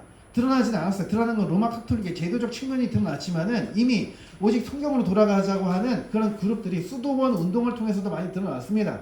대표적인 명함이 없었을 뿐이지 병풍이 없을 뿐이에요. 그러나 그런 어떤 백그라운드가 없었을 뿐입니다. 그러나 그런 신학적인 유지와 정통은 여전히 있었습니다. 그것을 딱 캐치하고 이러는 사람이 루터로 드러났을 뿐이고 칼빈으로 나왔을 뿐이지 이런 신학적인 성경에 따르는 전통, 로마 카톨릭에 따르는 전통 말고 트레디셔널이 성경 자체를 따르는 그 전통이 이미 보이지 않게 라인으로 추측이 딱 라인이 세워져 있었습니다. 그래서 구교에서 신교가 나왔다고 보는 것이 아니라 오직 그냥 종교개혁 신학을 통해서 다시 성경으로 돌아가자고 하는 종교개혁 운동이 일어났어요. 우리는 그 정도로만 봐도 충분합니다. 그렇게 해서 이해를 할게요.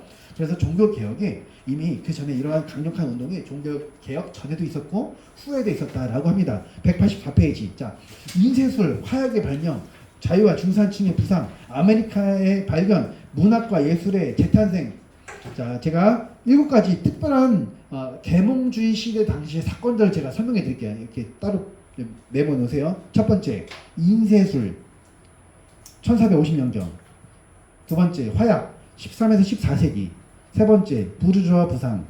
네 번째, 신대륙 1492년 콜럼버스. 다섯 번째, 르네상스 14세기에서 16세기. 여섯 번째, 과학혁명 16세기에서 17세기.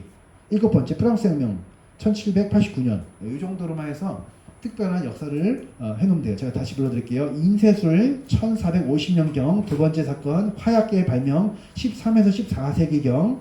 세 번째, 그 시기에 부르주아 부상.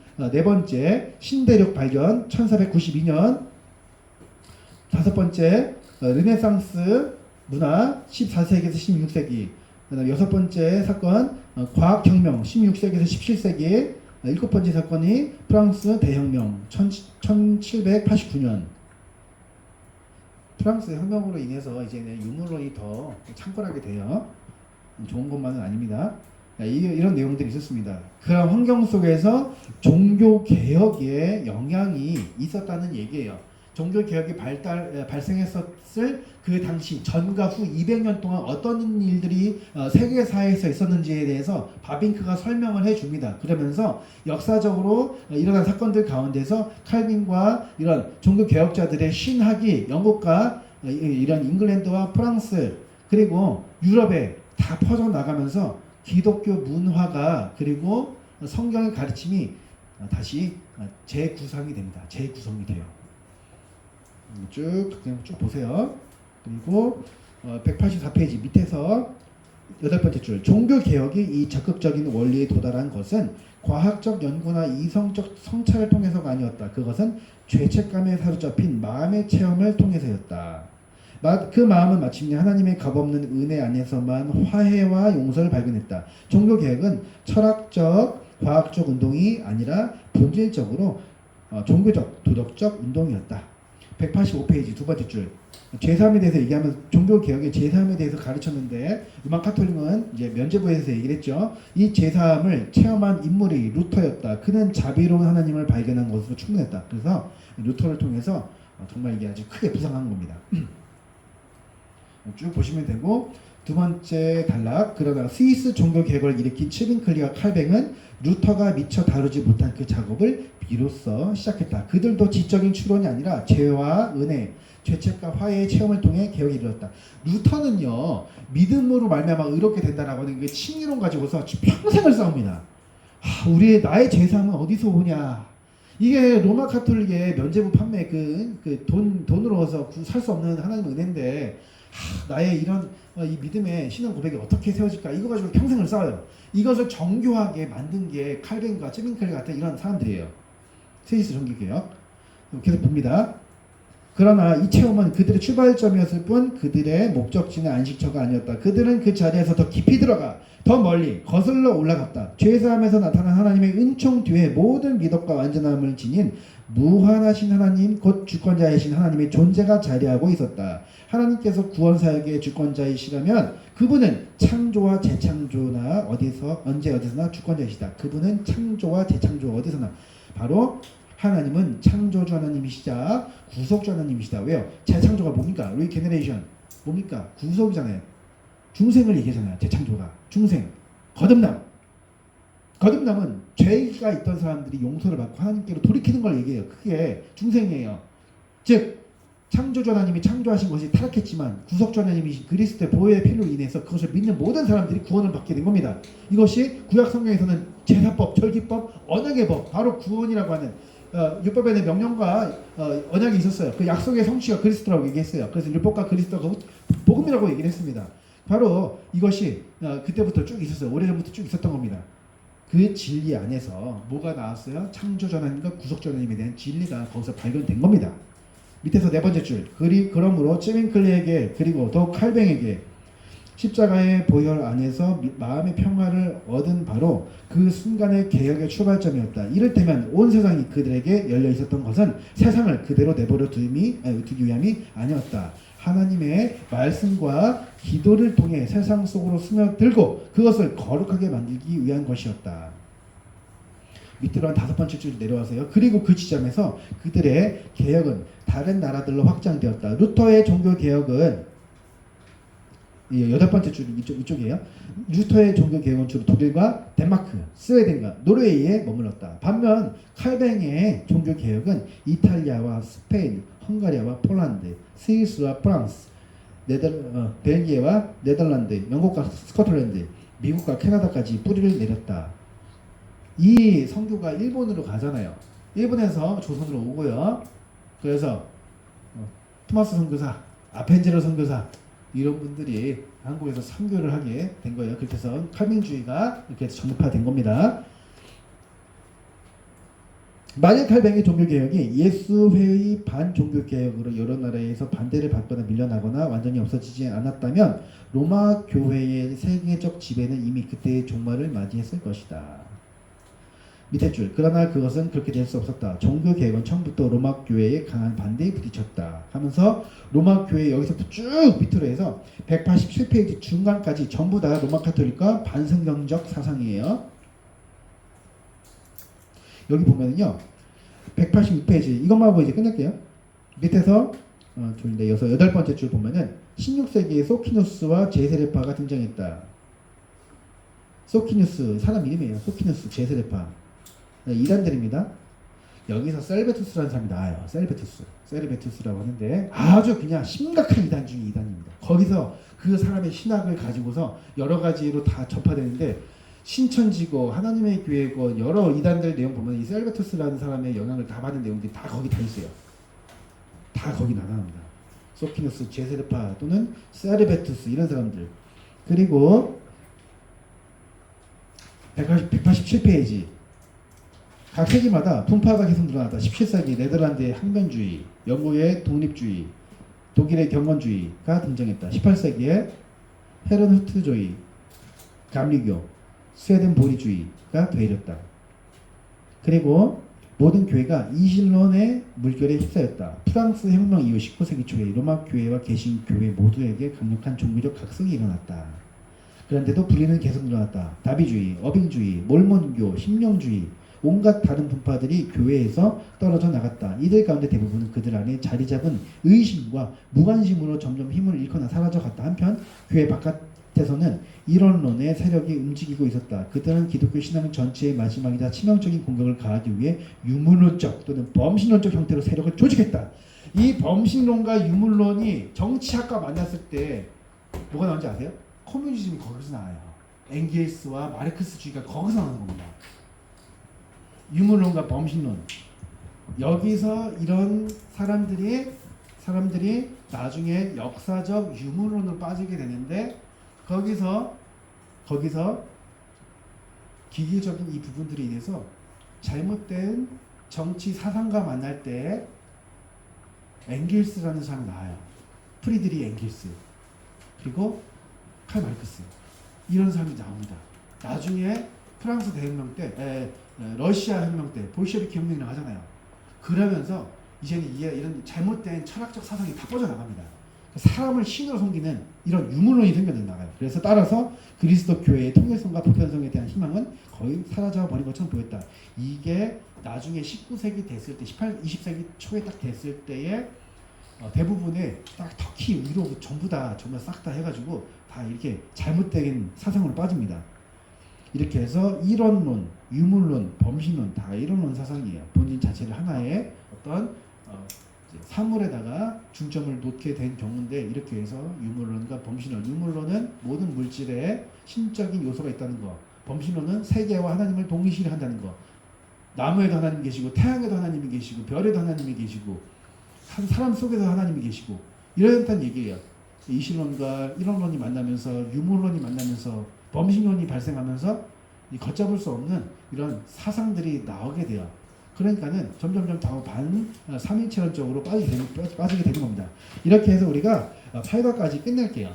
다음 주부터는 하루에 한 가지만 할게요. 하루에 한 가지만 알겠죠? 그러면 이제 과제도 편할 거고 그때는 여러 방면에 있어서 이제는 좀 쉬워질 거예요. 이렇게 해서 진행을 하도록 하겠습니다. 그래서 질문 같은 거 있으시면은 또 이렇게 단톡을 이용해 주시고 오늘 수고하셨고 맛있는 거 조심히 하시고 제가 기도하고 끝내겠습니다. 기도할게요.